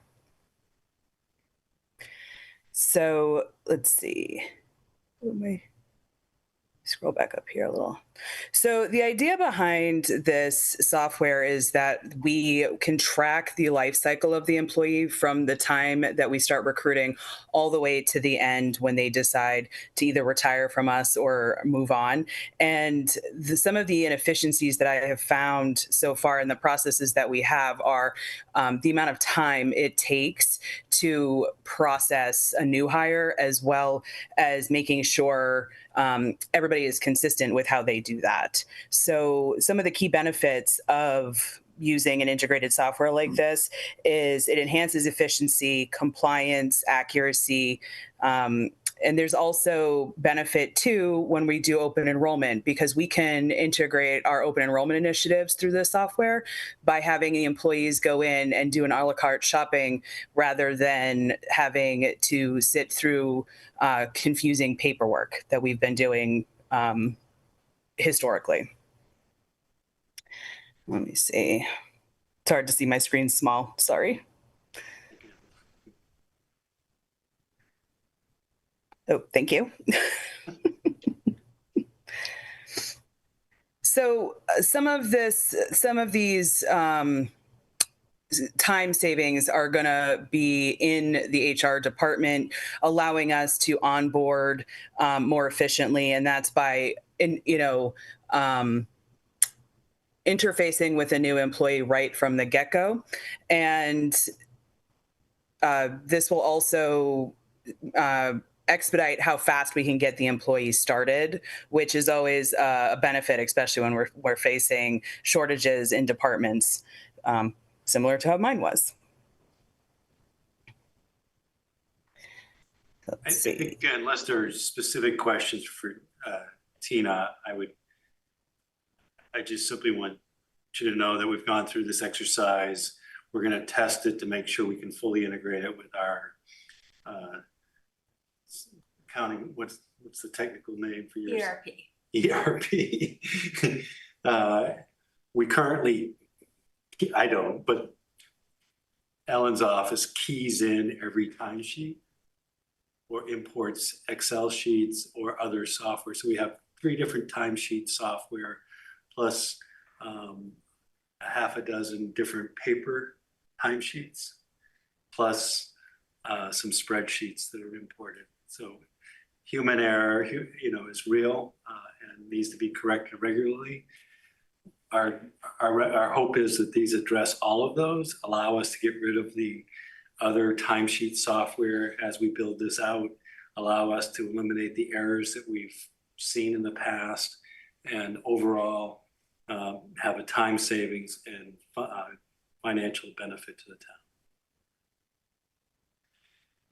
Fantastic. It seems like a real step forward. The one thing I noted in the operational efficiencies, and I just couldn't help by noticing, it says generates automated performance evaluations, which would be super nice, but I wonder if that's really practical. Maybe that's as to attendance and things like that, or. No, this is actually has a performance evaluation system in it. Tina, can you speak to that? Yeah, so we can structure the performance evaluations for every department based off of the department's uniqueness, and they will generate on an anniversary period. It'll alert the manager that someone's due for their eval, and then they can go in and process that eval and have a electronic back and forth with the employee, as well as do a sit down once everything is compiled to go over it. Wow. Okay. Is that somewhat aspirational, or is there an intention there? Yeah, I think there are definitely some departments that are more consistent, I think, in doing those performance evaluations. And I think it behooves us to do them for, just everybody when they work, they want to know how they're doing. They kind of want to have that,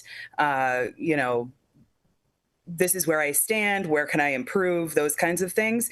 And I know that in some of the CBAs that the, annual merit raises and stuff are supposed to coincide. So it just is a nice way to get everybody on the same page and be consistent and just have that as an indicator of performance so that people know where they need to go. Terrific. It's great. Police, fire, and public works and grounds at Parks and Rec all go through annual performance evaluations as part of the CBA. Terrific. Thanks, Tina. Any other questions? No. Thank you very much. Sorry, you got a long, interesting select board meeting to attend. That was great. I'm happy to attend. It's all interesting. Okay. Thanks, Tina. With that in mind, before Tina leaves, I would like to, unless you're opposed, I'm going to give the green light to proceed with this. The risk is a month contract. We're not committing to an annual fee, so it's a fairly low risk. The upfront cost, though, is about $6,000 to build it out. I believe I know we have the money given some cost savings we're seeing elsewhere. The cost is I think in line with what ADP, or I use ADP, and it's a little cheaper, but it's pretty similar. So I'm comfortable. And I can't believe that stuff that you guys do now, it's insane in 2025 that you guys are still this should. And we have quite, complicated structures in our timekeeping. So this really would move us forward. I think that's one aspect. And then I think the other aspect is the self-service for benefit selection. That has provided great challenges over the last couple of years. So this would move us forward. I'll end my input on this by saying that one of my colleagues used a quote that we under-research certain software packages with hopes that we can figure out how to make it work. HR has been something that's been on the table since my arrival now in my 10th year. And NeoGov was an attempt to do that and it was never successful. So I thank Tina for taking this on and everybody that participated in the demos. It was a lot of time and effort, but I think it was well worth it. So unless there's opposition, we're going to move forward fairly quickly. Anything that makes the benefit selection easier. Like, I feel like people you almost need like a big couple hours off. Everyone just gets together, goes through it, because it's like a bit overwhelming. That can name all of your beneficiaries, like who's gonna, I don't know, get my rock collection. Horrible. Thank you for doing all that. Thank you, Tina. We're excited to have you on board. I know it's been a month. Terrific. Thank you. Thank you, Tina. Good night. You're welcome to stay. I'm just going to demote you. Oh, well, then I'll stay. Speaking of staying, thank you, Alan. So I think we turn next, Rob, correct me if I'm wrong, but discussion of tax warrant, health insurance rates, and 2025 CPIU. Let me get to the right screen. And I can start by talking about the tax warrant because I don't believe we have any exhibits in the packet for the tax warrant. So this in your signature package is the warrant for the 2025 tax year. So our tax rate was finalized late on Friday, giving us the opportunity to create, and I shouldn't say us, but Tracy and our new tax collector who has stepped right into the role. We're very excited. And so they were able to create the warrant for your signature tonight. So the tax rate, the overall tax rate where we landed is $12.78. So that's hard to compare to the 2024 tax rate, which was $17.68. I will note that both of those rates don't include the fire districts, which vary depending on your location. But again, that tax rate is made up of the municipal rate, the county rate, the local education, and the state education. So overall, in total terms, as opposed to just the rate per thousand, overall, our tax burden is going up by about 3.5% year over year. I think that is, compared to other communities, and I think that there was a lot of effort that went into keeping that increase at a very palatable rate. I will say that that 3.5% rate increase includes a 12% increase in our county tax. So our Grafton County taxes went up by almost $475,000 year over year. Oh, and you said 12 point. So the county tax rate increase? No, I'm sorry, the overall. So the overall is 3.5. No, the tax rate. Oh, I'm sorry. 1278. 1278. Got it, thank you. And but the municipal portion of that was only up to maybe 1%, something like that. Yes, just over 1%.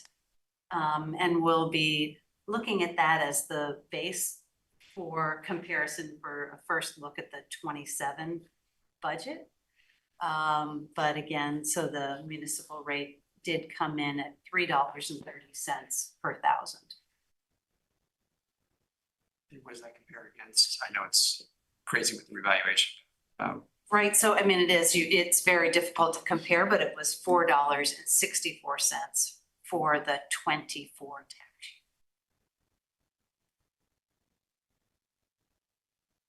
year. And again, the impact on individual property owners will vary depending on whether the assessment increased in line with the overall average, was higher or lower than that overall average. So I'm sure a lot of people, well, the bills will go out, but I'm sure a lot of people will be crunching numbers and trying to figure out what the impact on their own expenses are. Okay, thank you for that. Any questions about the tax rate? No, okay. All right, so again, that $3.30 for the municipal rate becomes our sort of starting point to compare what we might be seeing for the fiscal year 27 budget. And we use the same process this year that we did last year. Last year, of course, was the first year that we formally adopted the zero-based budget approach to the budget. And prior to that year, it was the practice of the town to, around this time of year, to really establish a sort of a corridor or a range of property tax increases that the town would target to stay within. And we are trying to get away from setting a range of expectations, but rather asking each of our departments to really start from zero and take a look at what their requirements are for fiscal year 27 to deliver the services that both the select board's priorities, our master plan, and what our residents are asking us to deliver. So I think that's a really important point. And so in this exercise, using sort of a quick model, I have dropped in assumptions for fiscal year 27 for increases that only capture those items that we're contractually obligated to provide. And those come from the collective bargaining agreements. They come from the cost of healthcare benefits. And I will also touch on our insurance costs. So starting out of the gate, looking at our salaries and wages, we have in our collective bargaining agreements targeting our cost of living increase to the September CPIU for the Northeast region. And this year that increase is 3.1%. That's compared to 3.4% that was used last year. And then that was the cost of living increase that was given to all the employees as of July 1 of this year. Also in the collective bargaining agreements is 2% step increase. In the DPW contract that started out in the first year at 75 cents and has scaled with the cost of living increase. So that would be 78 cents for fiscal year 27.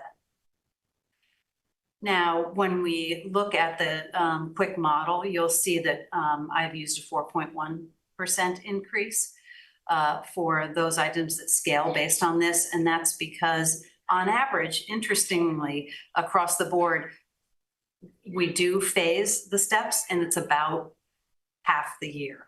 So it's instead of 1%, 2%, you'll see the 1% added to the 3.1. So again, in the quick model, we're really scaling and adding on to the salaries and wages and the NHRS contributions, that 4.1% increase.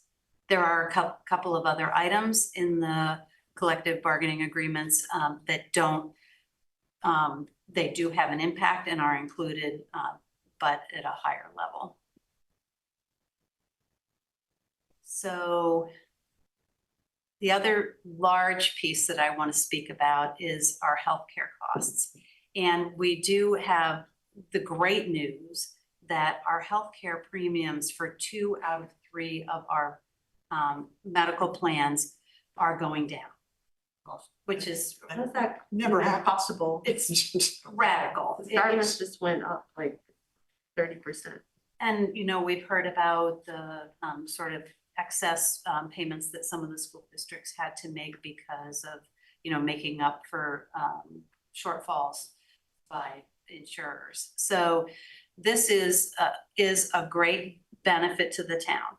And I don't want to diminish that through my next comments, but just to make sure everyone understands, the way we provide benefits to our employees is we have a driver plan, and that driver plan is Access Blue, and those premiums did go down by 4.3%.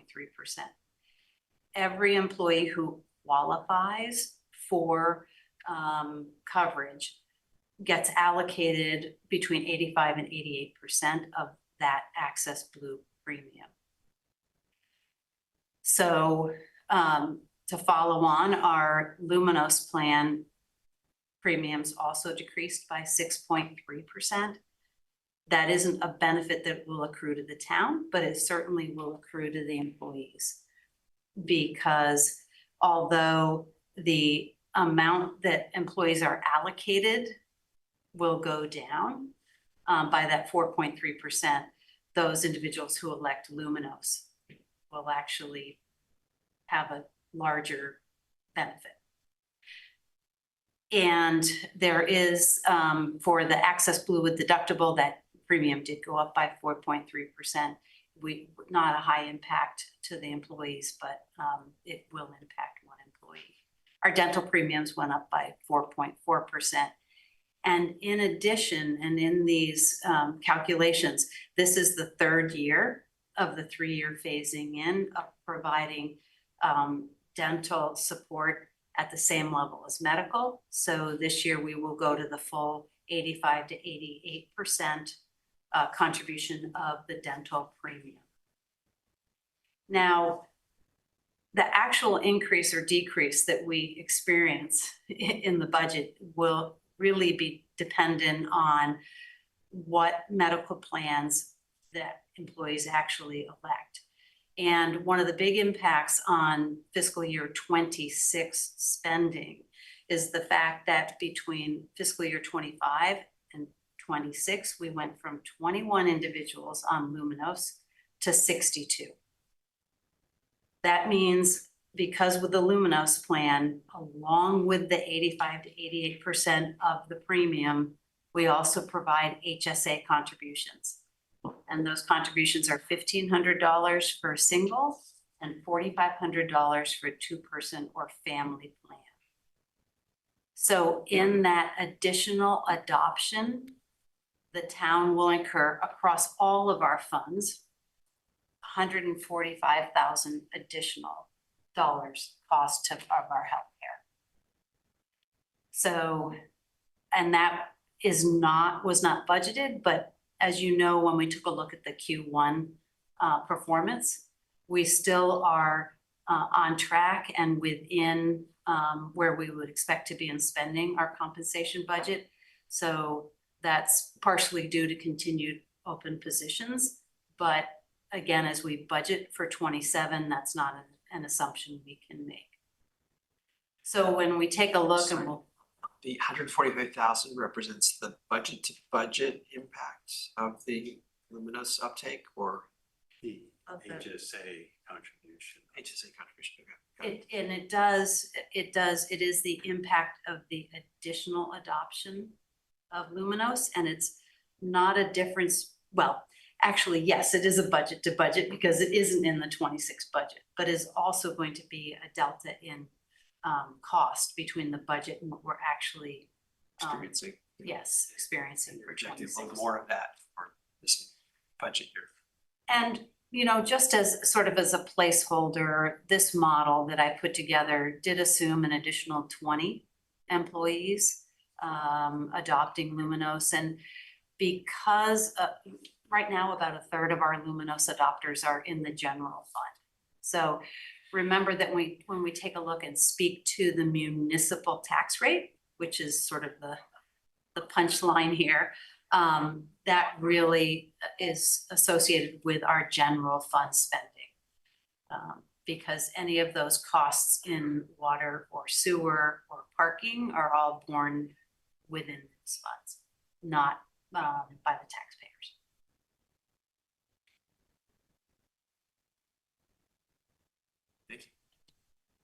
Another area that we actually saw significant change that is contractual is in our insurance costs. So our property and liability insurance is increasing by 38% or almost $75,000. So, yes, and what's interesting is that for the past 3 years, the town has had the benefit of operating under a CAP program. And now I'm going to forget the actual what it stands for, but basically we had an agreement with Primex that if we committed to staying with them for 3 years, that they committed to a cap on the increase in premiums for our workers' comp and our property and liability. And that cap was 7% for workers' comp and 8% for property and liability. That program was discontinued. And for a moment, I had a little bit of a worry that I had missed enrolling in something, but that was not the case. They discontinued it. And I think that there's a lot being written about the challenges that insurers have with being solvent. So this is, again, the increases are based on member exposure, claims experience, rising costs of reinsurance, and medical payments, specifically with workers' comp, and increased contingency reserves. So the impact for property and liability to the general fund is just under $40,000 across the entire town. Again, that's $75,000. Now, our workers' comp rate actually only went up by 5.7%, which is great news across the whole town. But the impact to taxpayers, interestingly enough, there was a shift in the allocation or burden between departments. And that's something, again, that Primex provides us. And that's based on, again, experience, payroll levels. And so because of a shift in allocation, the workers' comp burden that's being borne by the general fund is also going up by about $40,000. So overall, between the two, to the general fund is about $80,000. So will we see an offset in fire or? Correct. So what's interesting in property and liability, we don't, again, it's across the board. But for the workers' comp, and it's a great question, we do see a partial offset in fire. And so that will have a positive impact on taxes there. But we do have an increase in water, sewer, and parking. So it's a little bit spread around, but the biggest impact in that shift of the burdens is hitting the general fund. So the other assumption that went into this model is the deposits to the capital reserve funds. And that really is modeled and has been modeled. I used Pete's model from the 2026 budget process. That's still evolving, but as a placeholder, that's what's included in the quick model. The other thing that, if you remember from the 26 budget, is we did have many large expenditures that the town chose to fund through use of fund balance. So for this quick model, those large expenditures are taken out of the appropriation side, but you'll also see that I have zeroed out the use of fund balance in the model. So in order for the model to work, really, it's just zeroing both of those sides out. It's just sort of taking us back to zero starting point. For the revenues, we have not included any revenue growth in this analysis. And again, I feel that our dependence on, or not dependence, but we do rely a lot on state funds, both through the Meals and Rooms and the highway block grants. And any decrease in those would certainly have a significant impact on the tax burden. So again, as a very conservative approach, we've left the revenues flat. And so as the memo mentions, and we'll see, taking a look at the quick model, this would signal a 5% tax rate increase if nothing else changed. And again, I think sort of looking back to our conversation on whichever date that was in October, the fact that we do have a healthy unassigned fund balance, we may look to use of that. But again, the policy is not that it is for ongoing items. And so looking at this, I think it is the signal, and we have shared this with the department heads that, again, it's another reinforcement of really needing to do the zero-based budgeting and to really being able to substantiate increases, or actually substantiate everything in the budget. I did do a quick back of the envelope, given that we were just talking about, adding technology solutions to our HR department. The addition of the $30,000 would increase this 5.1% to 5.4%. So still within that 5% range. So again, just, looking through the numbers, I think focusing on, the overall increase in tax burden that we're looking at right now, roughly 688,000. You can see the biggest driver is that increase in overall compensation and benefits of roughly $582,000.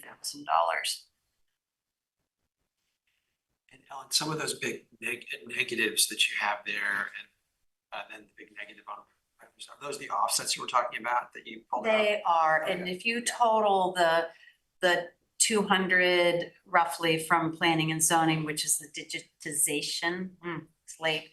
The 561 in other operating costs really are those, the 190 for the stormwater, the other items that are listed in the narrative. And then the really large negative, of the 1.7 in the deposits to the capital reserve funds. Remember, that is the deposit to, and I wrote it down so I can get it correct, the capital facilities CRF of 1.7 million that we voted to take from unassigned fund balance. And if you scroll down, Rob, you'll see again in the revenue, you see the full 2.592 of unassigned fund balance coming out of the revenue. So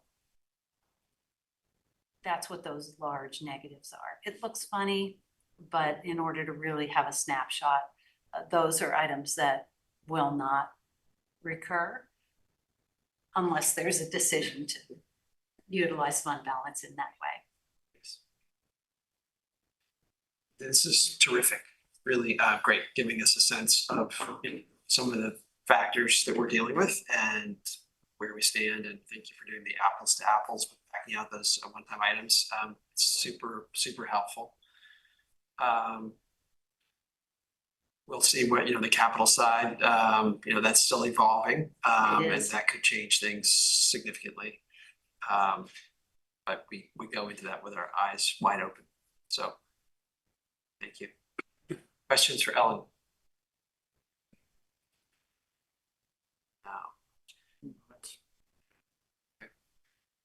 What is it? I was trying to, what percentage is all of our human, when you're looking at, I had two questions. One, when you're looking at personnel costs, is there a way to see the healthcare specifically, or is this Sure. So the healthcare, it's a great question, is really on the second line, the flex So benefits it's in plan. there, that's all of them, not just That's, HSA, it's all. that's correct. It's all of the HSA, it's the healthcare premiums, and it's the dental premiums. That was my first question, and then I could probably do a percentage some way, but is it like 80% human resources? Our budget? Yeah, I think it's closer to, and wait, you know what? I didn't have it right here, so I can run it. It is a great and fair question. Bear with me once.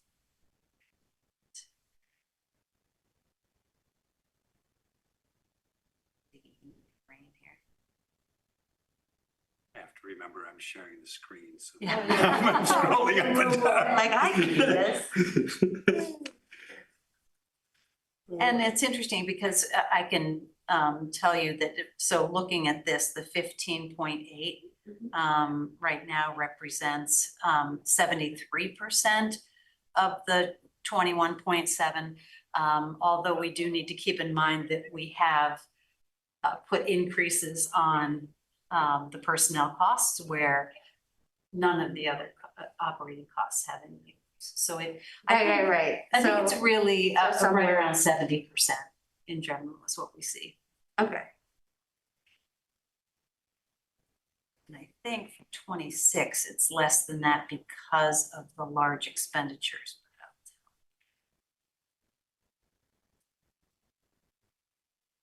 Maybe this is, I love the way it's framed, like thinking about the master plan above what's here, but it just begs the question, how is it framed when we have like, say, 70% of our expenses? Like, how are we thinking about how our current operations are maybe shifting towards better meeting our master plan goals and vision? Like, is there, and this could be like a longer conversation, but that just, like, the way it was written here about, because it is, I don't think we're at a point now where we're just thinking about the change above like our core operations. Sure. So I think that's a fair question. And with the zero-based budgeting memo, it included the OKRs from the select board, a request and instructions to use the master plan to guide the development of the departmental priorities along with the OKRs. And obviously there are departments who are, finance and planning, planning has an opportunity to pull some levers on housing and other things. And that's going to be driven by that guidance. But, public works in particular and grounds in particular can look at this as a tool to guide how they see the future projects. So I'm not sure if I'm answering the question completely. Yeah, I think that that's the direction, and we saw some of that, right? We saw some of that last year with them starting to put together the visions, but I think there's something in there, like we're thinking about like targeting a percentage of operations that has shifted, like not business as usual, but towards the future. And that could be the way these resources are deployed. Yeah, and these are our resources, and I that's why thinking critically about them, not in the far off future, but like each year, how are we moving in that way with the bulk of our resources, with the way we operate. And some of it will take longer transitions and some of it hopefully will be shorter transitions, right? And that conversation straddles both the operating budget and the capital budget, right? So a lot of that's the CIPC too. But yeah, I was just talking about the operating budget. Yeah. This moment. Okay. All right. Thank you very much, Ellen. Thanks for sticking around. Thank you. Can I suggest one modification Yes. The agenda. Yeah, absolutely. Tracy, yes, okay. Much easier. Yes. And yes, I see we lost Jeremy, so apologies. Okay, all right. Thank you very much. So. He wasn't here for Impartial, please. He wasn't. No, he was here for me. For us. So talk to us about new tabulation system. Right. Thank you, Tracy Walsh, Town Clerk. Yes, we're here to talk about new tabulators. The system that we have all known and loved, the AccuVote, has officially been sunsetted at the end of 2025, giving us the opportunity to buy a new system. So there's a memo in your packet, which I'm sure was riveting reading for all. But I wanted to make sure I started at the outset to say that the funds to purchase these tabulators were put into the fiscal 26 budget for the election team. It also includes what will be a $7,000 offset in funds from the state of New Hampshire towards the purchase. So the state is giving us $3,500 per existing tabulator. So the plan right now is to order and purchase the 2 tabulators from Voting Works with all the accompanying hardware. And these are the machines that you all saw at the Maytown meeting that we demoed. We are not getting the full suite with all of the check-in poll books. Those actually are not yet approved by the state for full use. We are also not purchasing, if any of you saw the absentee process where we did a scanner to read the absentee ballots, those also are not yet fully certified at this point, but we may look to buy one of those going forward in the future. So happy to answer any questions or give more information. I had like, just a side question. Does this impact the accessibility voting one, or is that totally Nope, just? that's a good, that is an entire separate system. Yeah. It's known as the AVS, the Accessible Voting System. We also will have a new system in place as of the March school town meeting. What the state has decided to do to that is they've done an RFP for a statewide bid for that. They're going to purchase the vendor and let us know.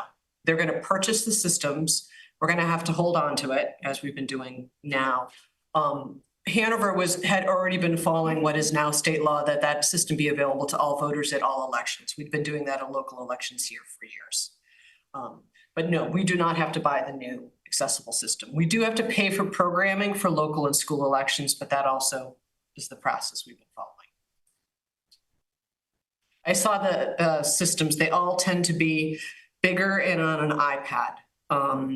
They do pretty well with voice recognition. Most of the systems work on what looks like a big iPad and their touch buttons, touch screens. Super exciting that the back end will be made more efficient. There'll still be hand counting and all of the fun things, but. There will be. Oh, well. Okay. Yeah. But I think it's gonna be a great step. We appreciated the system that we all saw in May, and so we think it'll be a good next step. Perfect. Thank you. Do we need a? You do need to take, so. Yes. Okay. I move to approve the purchase of Voting Works VX Suite V4 electronic ballot counting system. Second. Any further discussion? No, okay, call. Okay, right. All in favor? Yes, okay, good, all right, excellent, thank you. Thank you. I'll take your eyes and put an order in. Thanks, Tracy. You have to wait for the state to get a mail-in voter counter, or do you have to, are there some that are approved? Are you talking about the scanner that we used for the batch? Yeah. This is the first one of its type that I'd seen with any voting system. So we would only get the one that speaks to the system that we're buying. So I think we're hopeful that we may even be in place by the September 2026 statewide primary, but we will see. So. Thanks, Tracy. Thanks. Thank you, Tracy. Comcast. You want to stay here? I'm gonna stay, because I'm curious about this one. Okay. So Comcast is our cable television provider, and I'm using that term for a reason. I thought you were gonna say you were using it loosely. The franchise agreement is for cable television, while most people probably use it for internet access. The statutes that govern this, both at the federal level and the state level, are for cable TV. They have issued a letter seeking to renew, formally renew their franchise agreement. That triggers a process. The first step in it is to acknowledge their letter and let them know what we want to, how we want to proceed. I'm suggesting that we proceed first with an informal discussion and see if we can bring this to closure. If that doesn't work, there's a very formal system that we need to follow. It customarily includes a cable or franchise review committee, public input, a review of the 4 criteria that have to be met in order to cancel the franchise agreement, and an engagement with the franchisee. No matter how we proceed, we do have to hold a public hearing on the final document. So with this, I would ask that the board, well, I've prepared a response to them that I would send once you give me the green light, letting them know that we have received their request for formal review of their franchise agreement, but put them on notice that we would like to proceed with the informal process first. Remind us, Rob, there is a revenue stream attached to this? We receive 5% of the gross minus an allocation, I think it's 12,000 a year, that was paid to for them to extend the system. They did all that work in year 1. We're still paying that down. Got it. So that was really important. That was, we extended it to Hanover Center and just a little bit north of that, but not as far as. So this is cable TV. We're going to talk about internet access in a moment with Lime Fiber, and we've mentioned the BEAD grant that Fidium Fiber has been awarded that will not require a franchise agreement, but licensing on the pole. Fidium does not require either because they're overlashing on their on the telephone cable that they own. So they already have the license agreement in place. Fidium is owned by Consolidated Communications. Oh.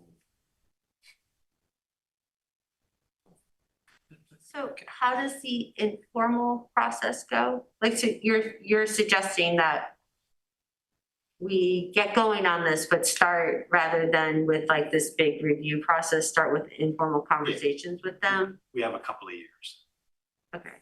So, I think what they're trying to do is start so they can decide that they can work to negotiate a formal agreement and know what their long-term horizon looks like.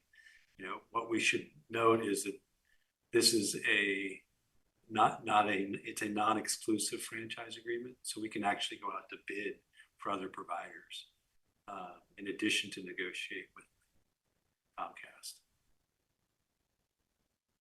I'm not sure how many cable television providers are out there still, but we can. And I don't know if it helps for context, the revenue in 2025 was just under $80,000.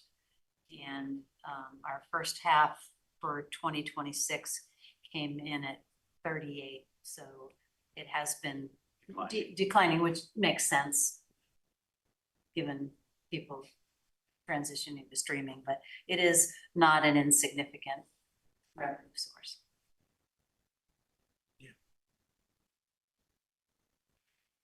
Okay, so you're looking to us for kind of a head nod to begin informal negotiation? Yes. Okay. Yes, all right. Athos That's is good. nodding. Yeah, that was good. Everybody's got a nod. Yep, all right. Jenny? Yeah, You have to nod. I don't, Okay. I'm nodding. I I know it doesn't just apply to Comcast, but no, I'll have to do more research that people are talking about how can we, do something similar with internet provision. Yep. Make sure our local interests are covered. Where would you like to go? Let's go to Lime Fiber. It seems like it's topical. So Lime Fiber is seeking a pole license agreement and conduit license agreement we did include the maps. So it's hard to read, but this extends down River Road to Grant Road and to Perling Brook out to Route 10. So all of those will be part of the Lime Fiber network. Then it extends from the Lime Town line down Hanover Center Road to Rennie Road and includes Dairy Lane. I believe that captures the bulk of the runs, but they're all included in the map. Their hope is to have this completed before weather gets bad. They're ready to go. And how excited are people about this? There are a lot of people looking to have this yesterday. Yes, okay, all right. And I think I asked you the question, is there any reason why anyone would argue against this? I think your answer was no. No, from a strategy for extending internet access, this one just is perfect. Yep. Our neighbor community to the north with their own private internet access or fiber is willing to extend it, and it solves a lot of issues for us. And that's as far as they'll go. For some reason, I thought the backside of Etna too was maybe accessible from this way. I was just trying to call up the map. I thought there was one other little section over there. So I believe it goes Rennie Road, Hanover Center to the Limetown line on both sides and includes Dairy Lane. Are you in that tranche? Yes. Okay. All right.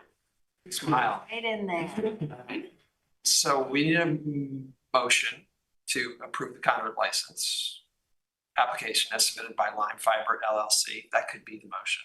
There's a second. I'll second. Further discussion? No? All those in favor? Aye. Very exciting. It is. I'm in favor. I'd love to see the broadband map, just to make sure there's nothing missing. You know where it is.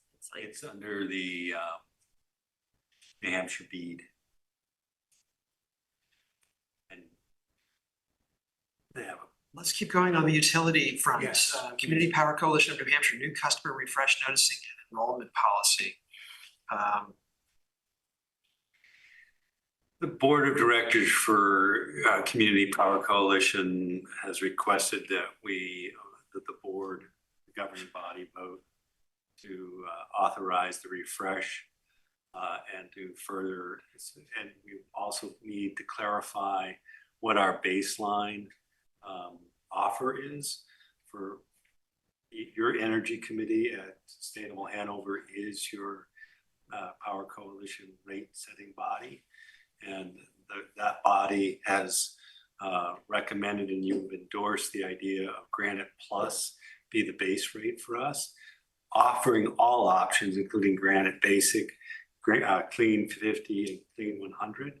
So anybody who automatically enrolls is assigned Granite Plus, but could step down to Granite Basic or go up to 50 or 100% clean energy.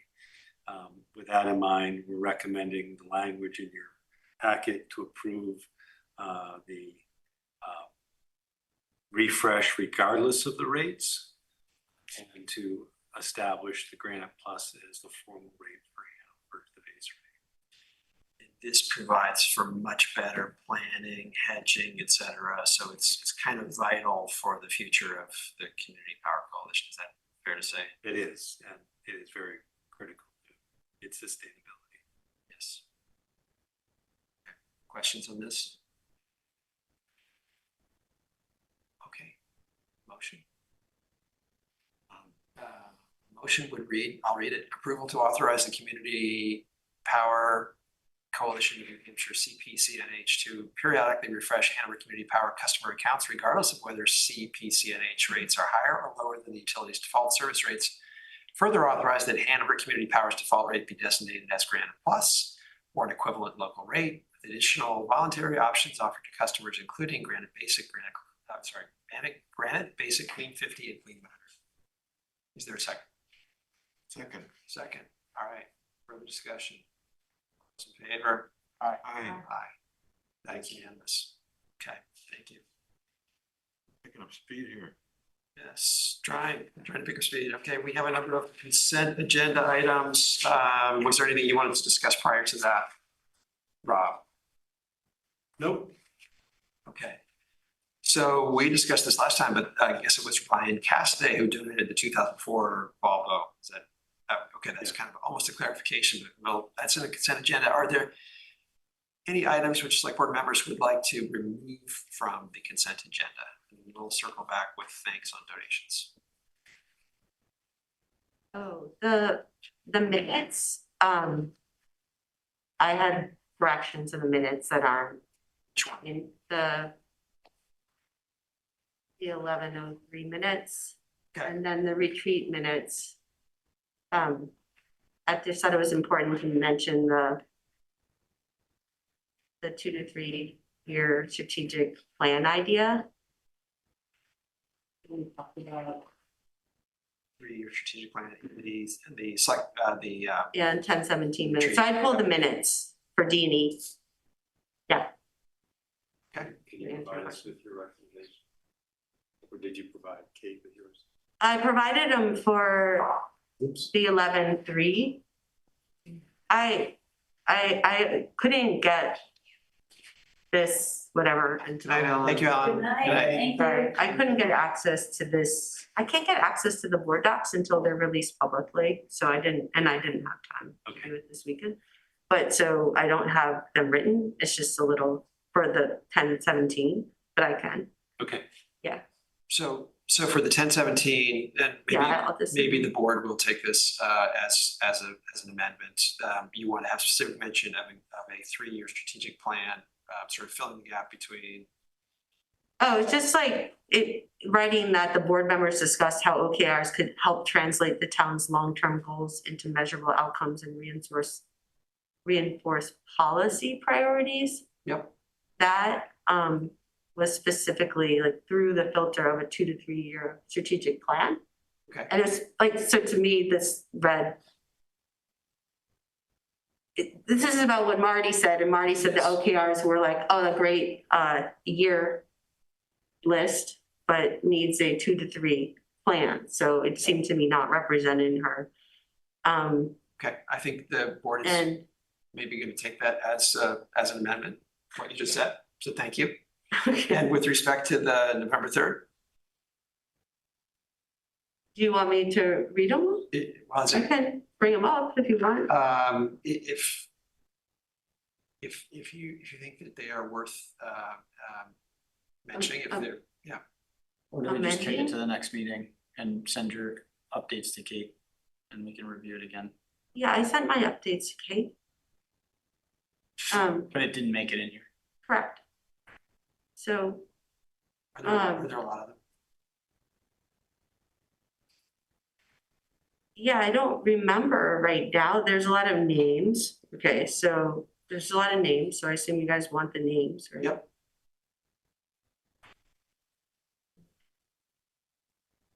Move these to the next agenda. Okay. Okay. Just pull the minutes out. All right, we'll pull out E, and so, We have to pull them out anyway to discuss them even, so. right, we're effectively discussing them, yeah, so, but let's take your amendments on. Yeah, there might not be anything other than the name, but there might be. I'd have to. If it's the names, why don't we say with amendments to correct names? Because I'm not 100% sure it's just the names. Oh, okay. Because it's not showing the changes in my document right now. Okay, so let's pull out E and let's do A through D with D representing an amendment. Is there a motion to that effect? Approve the consent agenda with amendments to the October 17th select board retreat as discussed. How about that's the motion? That is the motion. Yes, Second. second. All right. Any further discussion on that? All right, all those in favor? Aye. Aye, thank you. Okay, we'll come back to the November 3rd minutes. Would anyone like to call out thanks for the specific donations to the Etna Library and Parks and Rec? Okay. Thank you to John and Nancy Collier, $2,000 donated to the Etna Library. And the Muriel and E and Edward C. Watcher Charitable Foundation, $500 to the Etna Library. And then $500 sponsorship donation from Verani Realty for this year's turkey trot to support a new chip timing system. We already mentioned the Volvo. Thank you, Ryan Cassidy. Okay, thank you very much for those donations. Do we have anything else, Rob, for the public meeting? No, I think oh, yes, if the board would indulge me, I do want to speak to the work on West Wheelock. Yes. And the funding press release. The town and the college are collaborating. One of the announcements that we're moving forward with a collaboration on West Wheelock, the development of the plan. The college is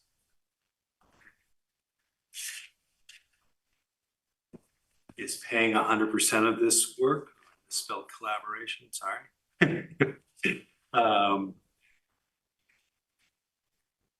And it's what I want to speak to is the time frame and the efforts that we're trying to pull off here. As you may recall, last year we submitted a concept that was included in the tax increment finance plan.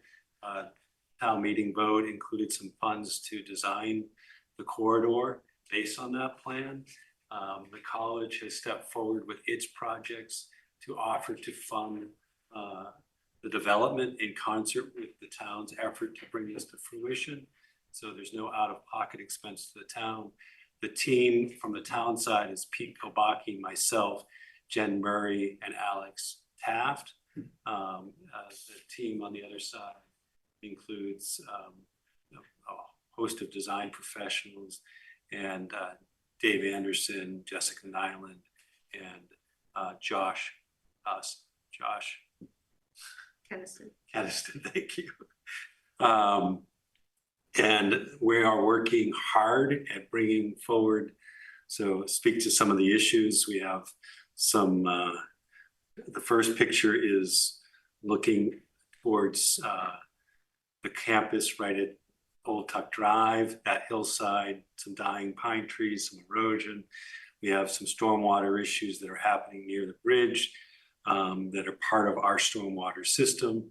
And of course, we have, as you all know, a vehicle-dominated landscape, streetscape. The concept that is driving this design is what we presented last year at the select board meeting with the TIF concept.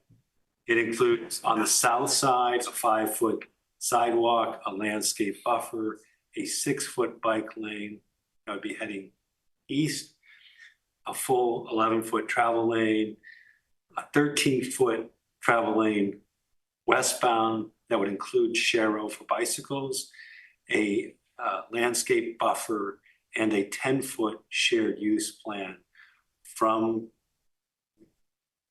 Old Tuck Drive to east of, we're going to cross Main Street, Main Street, so that it's connected to that point, with the hopes that it will go beyond that, as part of tying our commitment to an inclusive use system for all users. The design strategy here includes undergrounding all the power, upgrading stormwater where necessary, upgrading sewer where necessary, upgrading water where necessary, landscape and design of the streets to incorporate a robust street tree program that is easy to maintain, and a lighting plan that fits all users so that it's safe and usable by all users. There's some technical issues that we're working through. The expectation is that we're presenting numbers to this body and a plan to this body and the CPIU late December, early January. Wow, that's quick. So my concern is, Dartmouth bought now a string of buildings on the south side. But even before that, we have a lot of people on the south side that move between both spaces. And for a walkable area, that 5-foot sidewalk doesn't seem adequate. It also is super uncomfortable biking up in the bike lane unless you're comfortable riding in traffic. So I would just put in a plug for considering a similar treatment on the south side and moving that. I know there are plowing considerations, and I think we need to plan to transition away from that, because there's nothing that I've seen comparable with a small town volume that requires the 13-foot lanes. And we just have to be smarter about how we use our space if we actually want to make it so that people can walk over and bike over from Norwich, like, easily. The right of way is a limiting factor, and gaining 3 feet from the shared lane. Well, 3 and 6 for the bike lane, shift the tree line and make a multi-use path on the other side as well. We have the room. We are actually using a portion of Dartmouth's land and a large segment of the easternmost portion of this. Having said that, I've heard you, and it hasn't been something we've been considering, and I don't think we can make that radical change, and I consider it a radical change from where we are today. The shared use path on the north side is usable by all, and we are looking at all of our crossings to make sure that they are supporting all users in a safe and adequate way. So one of the other big deficiencies on the street is a lack of crossings. Is there a planned crossing at the bridge and further up? Can I propose that the planning group maybe get with you, Jenny, to discuss this? Not right now. We've been going at this for 3 hours, and they're valid points, but there's obviously going to be a lot going forward, and I don't think we have to solve this right now. Is that a Well, I think reasonable when I brought it suggestion? up last year, I was told that we'd have a public process. And now I'm been told that this is already too late, so it seems like this would be the last time you would probably have to hear about it. So Like, it seems like worth talking about the gateway to our town, and that our gateway to our town is walkable on like both sides. And like a suburban 5-foot sidewalk just doesn't really cut it. So just For a walkable downtown. we also have the need for a non-public. May I make a suggestion, which is, Rob, you're going to be attending the CIPC. Jenny, you'll be there as well. Are you going to talk about this announcement at that time? it's on the agenda. So it's on the agenda. So why don't we use a little bit of that time, Jenny, just in light of the hour and the fact that we do. The CIPC is really, I thought, looking at the financing and whether it is like a worthy capital improvement in terms of like part of our vision. It's not really a planning design session. Well, right, and arguably this is not a Like planning just- design session either, so, but it strikes me. that- Actually, the select board, I mean, this is why you're coming to select board, right? It's because the select board oversees public right of way. I'm coming to the select board to let you know that you tasked me with doing something. I've taken a slightly different tack because I had the opportunity to negotiate this collaboration. And I would offer that we wouldn't be as far along as we are without all the work that was done and going on of all the 3 projects owned by Dartmouth. Having said that, I'm not recalling a conversation that this body has ever had about 2 shared use paths, one on each side. No, I just said the sidewalk was insufficient, but like, In your opinion, maybe is it insufficient?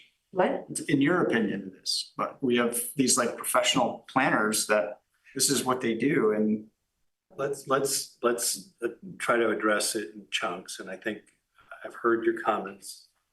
I'll take it to the design group as the town's concerns. If the body, for me, we don't maintain beyond last residents in the wintertime on the south side because you can't cross the bridge. This proposal will include a new crossing down by Old Tuck Drive and a winter maintenance sidewalk down there. But we don't have empirical data that would suggest that sidewalk suddenly will have a huge uptick in use because most of the housing is east of that intersection on the south side.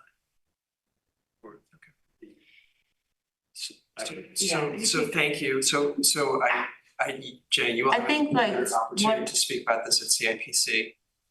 Well, I don't think that's the appropriate time, but I just don't. I think it's a different conversation. It's just before 10 PM. We have a non-public to go into. I understand it. So what I wanted to say is in light of the shared street vision plan that Carolyn has been sharing and all of the expertise that she's been sharing from around the globe and around this continent and speaking about roads of different volumes and different speeds, it has been suggested that that bike lane on this street with this volume of cars, not this particular one, but any street with this volume of cars would require separation for that bicyclist. And that wasn't maybe, it was definitely. It was above 6,000 cars, this carries 12,000. And it requires separation if we want what the town has said they're gonna want. This is like a once in 50-year renovation on a street? I just wanna make sure we think through what we're doing, that's all. Right? I am in an unenviable position of discussing, and I don't want to prolong this because I think we're all getting tired. I know we're tired. The bike lane on the south side is for high confidence riders. The shared use path on the north side is the separated path. So yeah, so then it really comes down to what that crossing at the bridge looks like. right? Yes, And what the other crossings look like. yes. And I'll just, one other thing, they had the mid-block crossing for the construction, Yes. it's needed. Like some other crossing, that's We're looking at all of Too long. our crossings, ensuring they're ADA compliant and that can meet the requirements that we need. Good. All right. Thank you. We do have need of a brief non-public. So pursuant to RSA 91.3 A, B, D, E, and L. I move that we move into non-public session. Need a roll call. Second. Estes, yes. Yes. Burke, yes. Callahan, yes. Chamberlain, yes? Thank you very much. Thanks, Nick. I appreciate it.